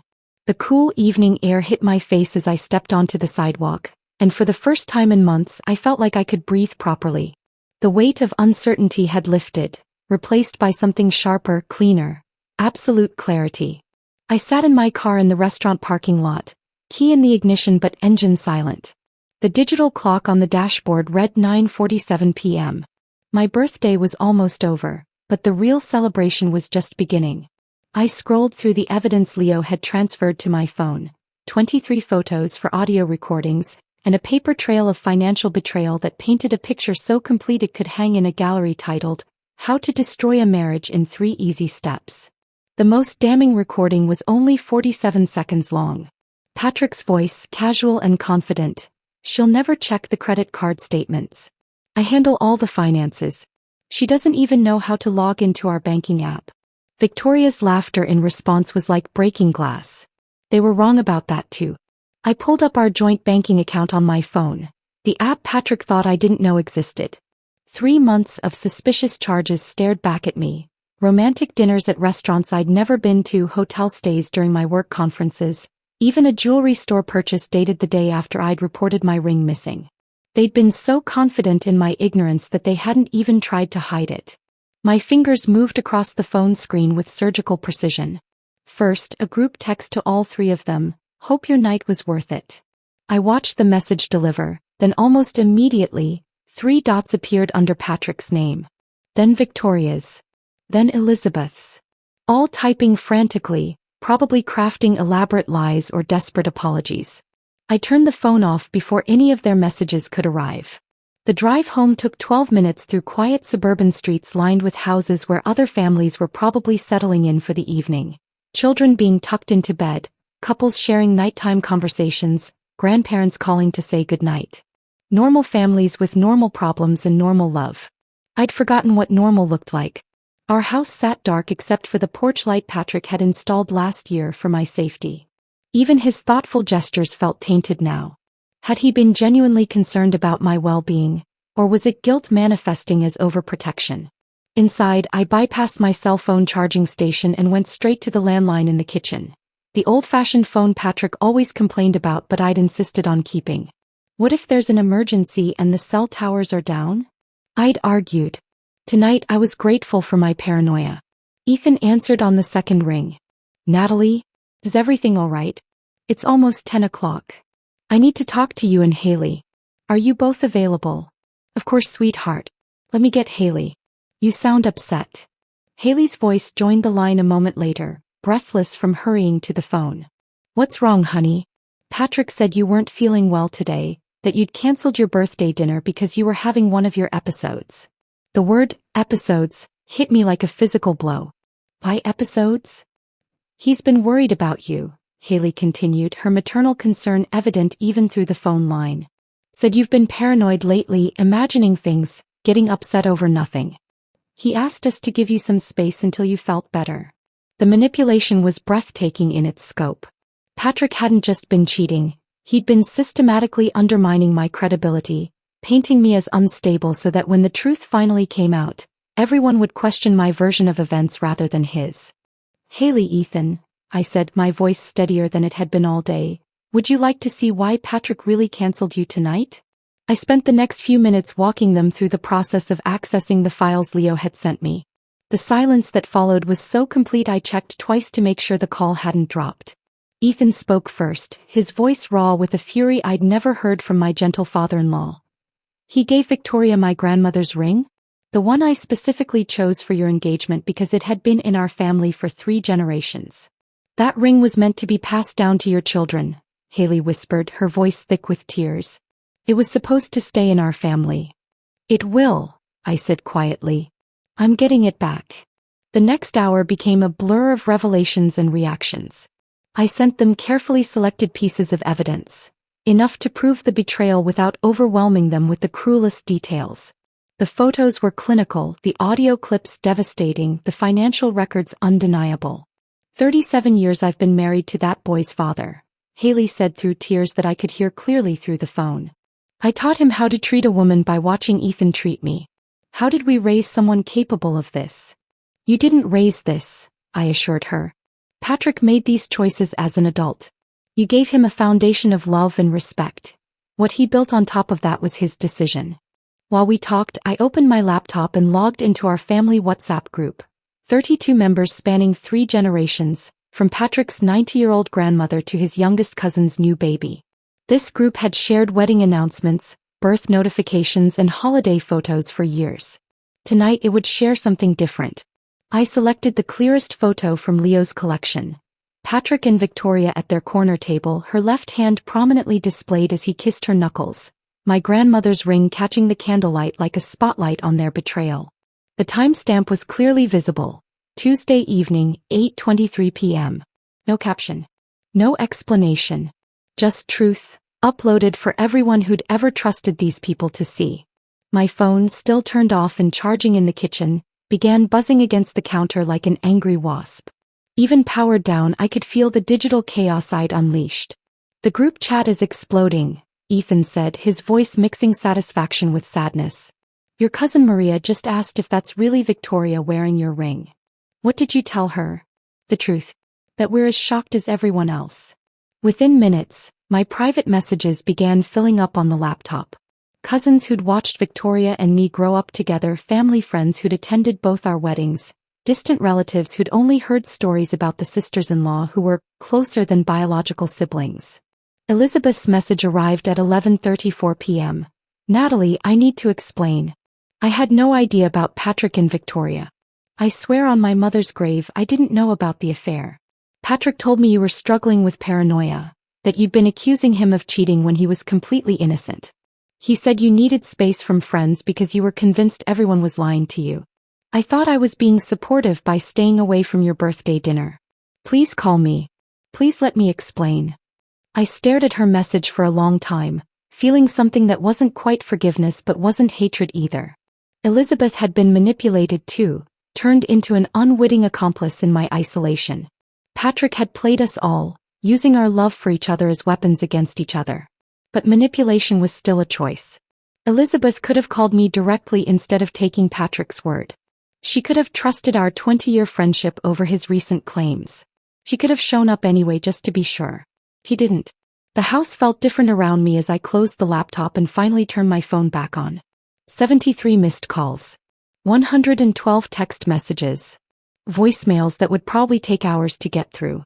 The digital avalanche I'd started was still gaining momentum, and I was the only one standing safely above it. For the first time in months I felt powerful. Not cruel, not vindictive, but powerful in the way that comes from absolute honesty in a world built on lies. They'd all underestimated me. Patrick, Victoria, Elizabeth, even myself. They'd forgotten that the quietest people often see the most, and the most trusting people fight the hardest when that trust is broken. Tomorrow would bring confrontations, decisions, and probably more tears. But tonight was mine. I woke at dawn to the sound of Patrick's key in the front door. 23 hours had passed since I'd uploaded that photo, 23 hours of digital warfare that had kept me surprisingly calm. I'd slept better than I had in months. The weight of secrets finally lifted from my shoulders. From my bedroom window, I watched him stumble out of his car. The same car he'd claimed was in the shop last Tuesday when Victoria had supposedly given him a ride to work. Another lie in a fortress built from them. His clothes were wrinkled, his hair disheveled, and even from the second floor, I could see the exhaustion etched into his shoulders.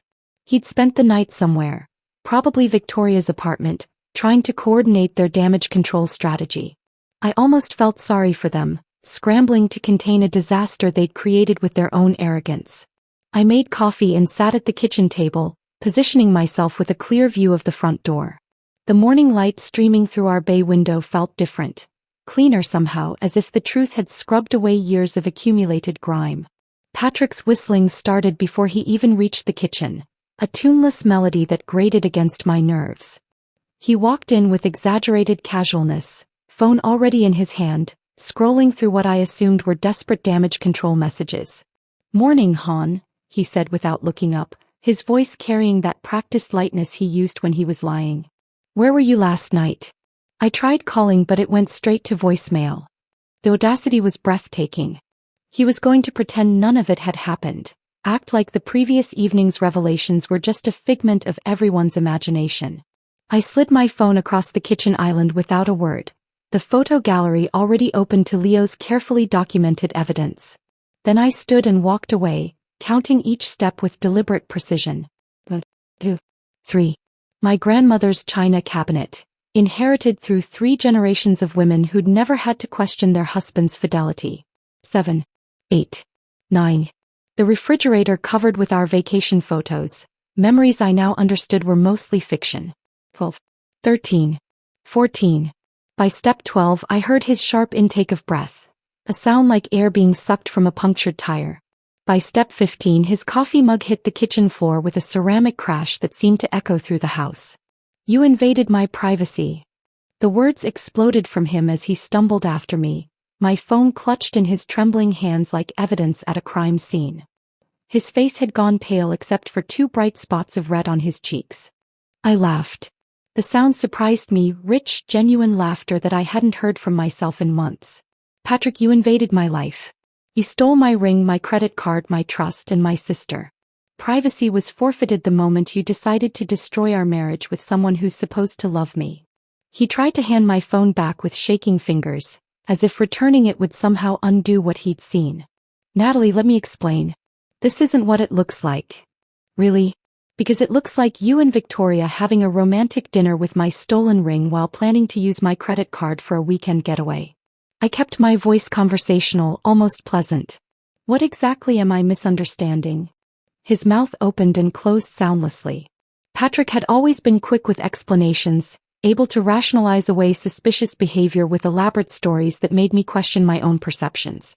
Now, faced with photographic evidence, his silver tongue had turned to lead. The locksmith would arrive in 90 minutes. I'd called them at sunrise, explaining I needed to change the locks due to a security concern. They hadn't asked questions. Pack your things, I said, gesturing toward the stairs. Take only what belongs to you. You don't live here anymore. The transformation was immediate and predictable. Shock became denial, denial became anger, anger became desperate bargaining. He cycled through his usual tactics like a player running the same playbook. Tears that had worked during our early arguments, promises he'd made and broken before, blame shifting that had once made me doubt my own reality. This is all Victoria's fault, he said, grabbing my hands with the same fingers that had touched my sister's skin. She seduced me, Natalie. She's been after me for months. I was weak, but I love you. I've always loved you. I pulled my hands free and stepped back, studying his face like I was seeing it for the first time. The same blue eyes that had promised me forever. The same mouth that had whispered sweet lies. The same expression he'd worn while helping me search for my missing ring. You're right about one thing, you are weak, I said. But Victoria didn't force you to lie to your parents about my birthday dinner. She didn't make you steal from our savings or use my credit card for your romantic getaways. She didn't make you call me unstable to justify your betrayal. He flinched at that last part. How did you know about the episodes you've been telling everyone about? The way you've been systematically destroying my credibility so people would question my sanity instead of your fidelity? I smiled again, and this time it wasn't pleasant. You underestimated me, Patrick. You forgot that trusting doesn't mean stupid. A car door slammed outside, followed by hurried footsteps on our front porch. Victoria right on schedule. She'd probably been calling Patrick all morning, planning their strategy, deciding who would say what and how they'd minimize the damage. She walked in without knocking, a privilege she'd earned as my sister-in-law and was about to lose as my betrayer. Her mascara was streaked, her hair uncombed, and my grandmother's ring still sparkled on her finger like a beacon of her selfishness. Natalie, please, she began, her voice carrying the same pleading tone she'd used as a child when caught stealing cookies. I didn't mean for it to go this far. It just happened. I looked at her, really looked, seeing clearly for perhaps the first time in years. This woman had held me while I cried about my marriage troubles, had listened to me worry about Patrick's distant behavior, had comforted me when I thought I was losing my mind over small betrayals I couldn't prove. You wore the ring I searched the whole house for, I said, my voice steady despite the fury building in my chest. You let me sob on your shoulder thinking I'd lost it. You comforted me while wearing the evidence of your betrayal. It was just, she started. Just what? I interrupted. Fun? Convenient? Did you laugh about it with him? About how stupid I was? About how easy it was to fool me? Her silence was answer enough. Another car pulled into the driveway, Ethan's distinctive engine rumble. They'd driven through the night just as I'd expected. The confrontation was about to become a family affair. Ethan walked through the door first, his usually gentle face hard with an anger I'd never seen before. Behind him, Haley looked like she'd aged 10 years overnight, her eyes red and swollen from crying. Without a word, Ethan walked directly to Patrick and slapped him across the face. Not a theatrical movie slap, but the real thing, sharp, shocking, and absolutely final. The sound cracked through the kitchen like a gunshot. Patrick staggered backward, one hand pressed to his reddening cheek, his mouth opening in shock. In 15 years of marriage, I'd never seen anyone lay a hand on him. That's for the ring, Ethan said quietly. My grandmother's ring, which was supposed to stay in our family. Haley refused to even look at Victoria, keeping her eyes fixed on Patrick with the expression of someone staring at roadkill. You disgust me, she said, her voice flat and final. 30 years I've known you, Victoria. 30 years of birthdays and holidays and family dinners. 30 years of thinking you were someone worth loving. Victoria started to speak, but Haley held up one hand, stopping her cold. Don't. Just don't. There's nothing you can say that would make this anything other than what it is. A betrayal so complete it's changed how I see the last 3 decades of my life. The kitchen fell silent except for the tick of the wall clock and Patrick's ragged breathing. Outside, a neighbor's dog barked, and somewhere down the street, someone started a lawnmower. Normal Saturday morning sounds from a world that hadn't been turned upside down by lies and betrayal. This wasn't just my war anymore. It had become theirs too, a family fractured by selfishness and lies that would take years to heal, if healing was even possible. My phone buzzed with a text from Elizabeth. "Please call me. I can explain everything." I deleted it without reading it twice. Some explanations came too late, and some betrayals ran too deep for words to bridge. Elizabeth had made her choice when she'd chosen Patrick's version of reality over 20 years of friendship. The easiest cut, I was learning, was sometimes the cleanest one. The locksmith arrived 15 minutes early, a grizzled man named Frank who took one look at the tense faces in my kitchen and asked no questions beyond standard deadbolt or something more secure. I chose more secure. Some doors once closed should stay that way. While Frank worked, Patrick gathered his belongings with the mechanical movements of someone in shock. Victoria had disappeared without a goodbye, probably realizing that her presence only made things worse. Ethan and Haley sat at my kitchen table, drinking coffee and watching their son pack his life into garbage bags like the trash he'd made of our marriage. "The house is in both our names," Patrick said, his voice hollow as he stuffed shirts into a duffel bag. "I have rights."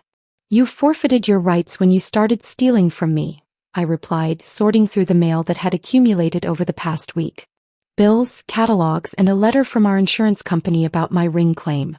"My lawyer will explain the rest." That lawyer was Mia Chin, recommended by Haley's book club after her friend Janet had used her during her own divorce. "She's ruthless," Janet had warned, "but fair. If you're in the right, she'll make sure you stay there." 5 days after the confrontation, I sat across from Mia in her downtown office, watching her review the evidence Leo had gathered. She was exactly as Janet had described, sharp-eyed, no-nonsense, with the kind of confidence that came from winning battles others were afraid to fight. "This is remarkably thorough," Mia said, scrolling through the photos and financial records. "Your waiter friend should consider a career in private investigation." "He was just looking out for me," I said. "Good friends are worth their weight in gold," she replied, making notes on a legal pad. "Especially friends who document everything. The financial theft alone gives us significant leverage." The following Saturday, exactly 1 week after my disastrous birthday dinner, I made the same reservation at Chez Laurent. Table for 6, 7 o'clock. This time I'd filled every seat. Marie, the hostess, smiled when she saw me walk in with Ethan and Haley. "Mrs. Davidson, how lovely to see you again. And you've brought friends." "Family," I corrected, feeling the word settle differently on my tongue. "The real kind." Leo appeared almost immediately, his professional demeanor softening when he saw our group. "Mrs. Davidson, what a pleasure. Your usual table." "Actually, I'd like to request a different one," I said. "Something with a view." He understood immediately, leading us to a table by the window where I could see the street, the people walking by, the world continuing to turn despite the earthquake that had shaken my life apart. The fourth member of our party was Mia Chin, who'd agreed to join us after finalizing the divorce papers. She was smaller than I'd expected, with silver-streaked hair and eyes that missed nothing. "I hope you don't mind mixing business with pleasure," I said as she took her seat. "I find the best business often happens over good food," she replied, accepting the menu Leo offered. "Besides, celebrating victories is part of the process." The fifth chair belonged to someone unexpected, Dr. Sarah Martinez, the therapist Haley had recommended. I'd been seeing her twice a week, untangling 15 years of emotional manipulation and rediscovering who I was underneath Patrick's careful reconstruction of my identity. "It's important to have witnesses to your growth," Dr. Martinez had said when I'd invited her. "And I'd like to meet this Leo who helped you find your strength." Leo himself was our 6th guest, joining us during his break with the manager's blessing. He'd traded his server's apron for a simple button-down shirt, looking younger without the professional uniform. "I've never been a dinner guest at my own restaurant before," he admitted, settling into the chair beside Dr. Martinez. "You've never helped solve a marriage before either," I replied. "Tonight's about firsts." We toasted with real champagne this time. Dom Perignon, not the house brand I'd nursed alone a week earlier. Ethan raised his glass first. To truth, he said, his voice steady despite the emotion in his eyes. To endings, Haley added, her own glass catching the candlelight.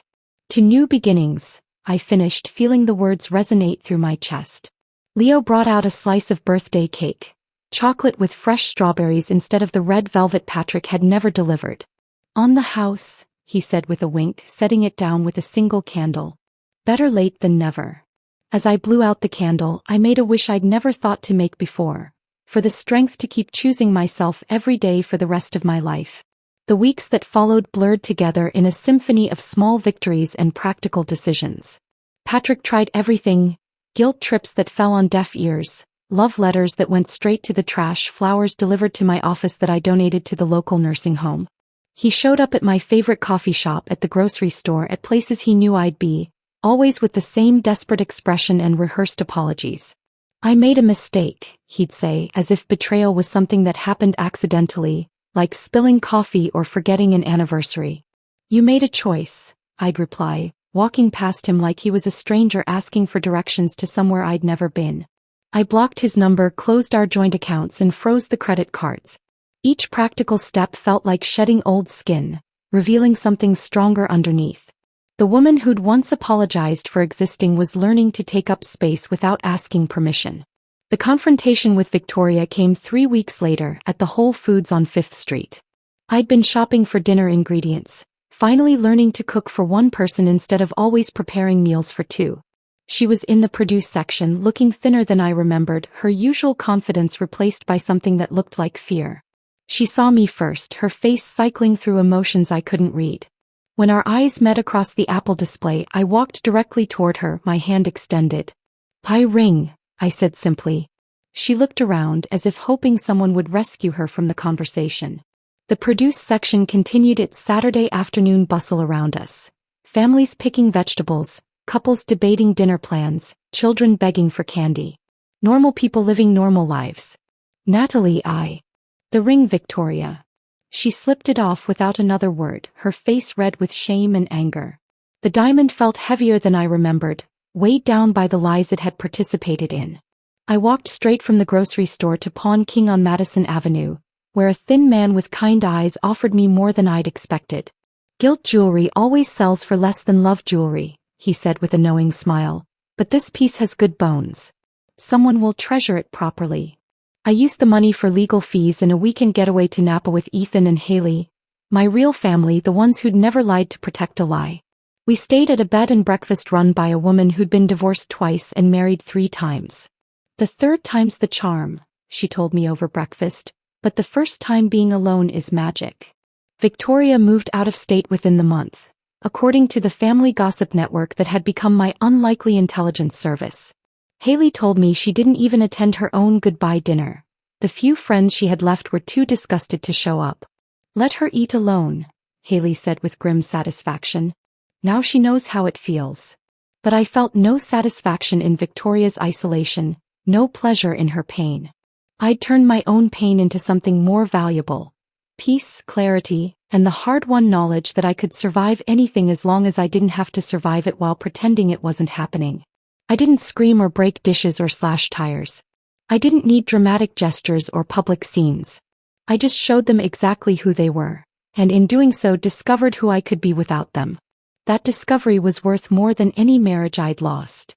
The discovery that would define the rest of my life was worth more than any marriage I'd lost. 3 months later, as I sat in my newly renovated home office, I could see that truth clearly. The room had been Patrick's den before. Dark wood paneling, leather furniture that smelled like his cologne, shelves lined with books he'd bought to impress visitors but never read. Now it was mine. Bright white walls, a standing desk by the window, and plants that actually received sunlight. But the centerpiece wasn't my new computer or the certificates from my freelance writing courses. It was a simple black frame hanging above my desk, containing a small piece of paper with 4 words written in Leo's careful handwriting: "Check your phones now." That note had arrived at the exact moment I needed it most. Not just the information it contained, but the reminder that someone somewhere was paying attention to my pain and chose to act. It represented the first honest communication I'd received in months, maybe years. No sugarcoating, no gentle evasion, no well-meaning lies to protect my feelings. Just truth, delivered with surgical precision. I'd had it professionally framed 2 weeks after the divorce was finalized, treating it with the reverence other people reserved for diplomas or family portraits. Below it, in my own careful script, I'd added a line that had become my daily mantra. Don't wait for them to remember you. Remind them who you are. Sometimes I caught myself staring at those words, remembering the woman who'd sat alone at table 6, still hoping her betrayers would walk through the restaurant door with cake and apologies. She felt like a character from someone else's story now, sympathetic but foreign, like reading about a stranger's misfortune in the newspaper. My birthday had been transformed from a day of expectation and inevitable disappointment into an anniversary of awakening. Last year I'd celebrated alone, not the bitter solitude I'd experienced at Chez Laurent, but the intentional, luxurious solitude of someone who'd finally learned the difference between being lonely and being alone. I'd taken myself to a spa in the mountains, spent the day hiking trails that challenged my body and cleared my mind, then returned to a hotel room where no one questioned my choices or made me doubt my perceptions. For dinner, I'd eaten room-service chocolate cake while watching the sunset from my balcony, feeling more complete than I had in any restaurant surrounded by people who were supposed to love me. The transformation hadn't happened overnight. Dr. Martinez had warned me about that during our early sessions, when I'd wanted to skip ahead to the part of healing where everything made sense and nothing hurt anymore. Recovery isn't linear, she'd said during one particularly difficult session where I'd spent most of the hour crying. Some days you'll feel powerful and some days you'll feel like you're back at square one. That's normal. That's human. She'd been right about the setbacks, but she'd also been right about the breakthroughs. The first time I'd gone a full day without thinking about Patrick or Victoria or Elizabeth, I'd actually panicked, worried that forgetting them meant I was becoming callous or unfeeling. Dr. Martinez had laughed, not mockingly, but with the warmth of someone who'd guided countless people through the same fears. Healing isn't forgetting, she'd explained. It's remembering without bleeding. The journaling had started as homework from therapy but evolved into something more essential than daily vitamins. Every morning I filled pages with thoughts I'd kept locked away for years, observations about my marriage that I'd dismissed as paranoia, dreams I'd abandoned to support Patrick's ambitions, moments of clarity I'd talked myself out of because they weren't nice or supportive. One entry, written 6 months after my birthday disaster, had surprised me with its honesty. I think I knew about the affair long before I admitted it to myself. The signs were everywhere. Patrick's new cologne, Victoria's sudden interest in my schedule, the way they both became overly helpful when I mentioned feeling suspicious. I let them convince me I was imagining things because confronting the truth felt more dangerous than living with the lies. Reading those words back to myself had been like looking at an X-ray of a broken bone I'd been ignoring, painful but necessary for proper healing. The freelance writing had begun as financial necessity but become creative liberation. Without Patrick's opinions about what constituted real work, or his subtle discouragement of my ambitions, I'd discovered I had opinions worth sharing and stories worth telling. My first published article, about recognizing financial abuse in marriages, had been read by thousands of women who'd shared their own stories in the comments. "You saved my life," one woman had written. "I've been making excuses for my husband's behavior for 8 years, but your article helped me see the patterns. I'm meeting with a lawyer next week." Those messages became the fuel for more articles, more speaking engagements, more opportunities to transform my pain into purpose. The woman who'd once apologized for taking up space was learning to use her voice to create space for others. The house had been transformed too, room by room, like a slow-motion renovation of my soul.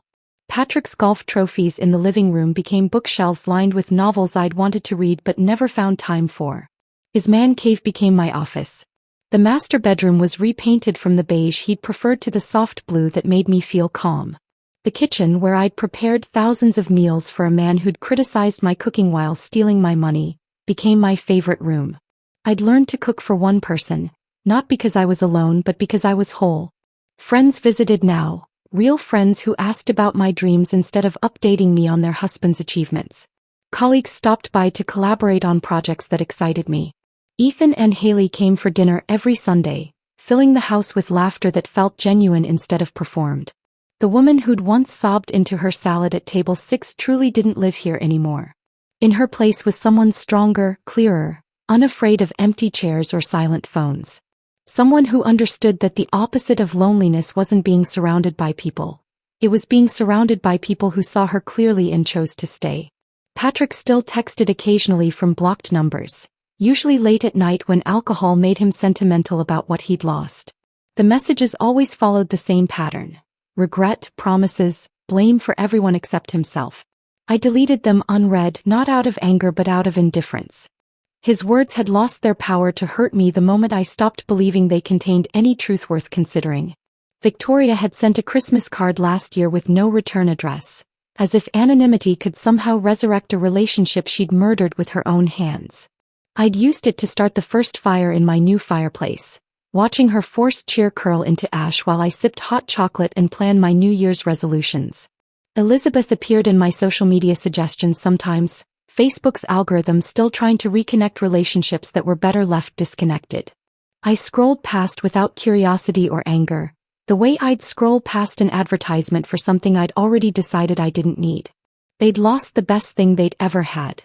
Someone who'd loved them unconditionally, who'd forgiven their smaller betrayals and celebrated their successes as if they were her own. Someone who'd made excuses for their behavior and carried their secrets and prioritized their comfort over her own peace of mind. All I'd lost was the weight of their lies, the exhaustion of pretending their love was real, and the constant anxiety of waiting for the other shoe to drop. Not a bad trade at all. If this story of betrayal and empowerment had you captivated from start to finish, hit that like button right now. My favorite part was when Leo handed Natalie that note saying, "Check your phones now." The moment everything changed. What was your favorite moment? Drop it in the comments below. Don't miss more incredible stories of strength and justice like this. Subscribe and hit that notification bell so you never miss an upload.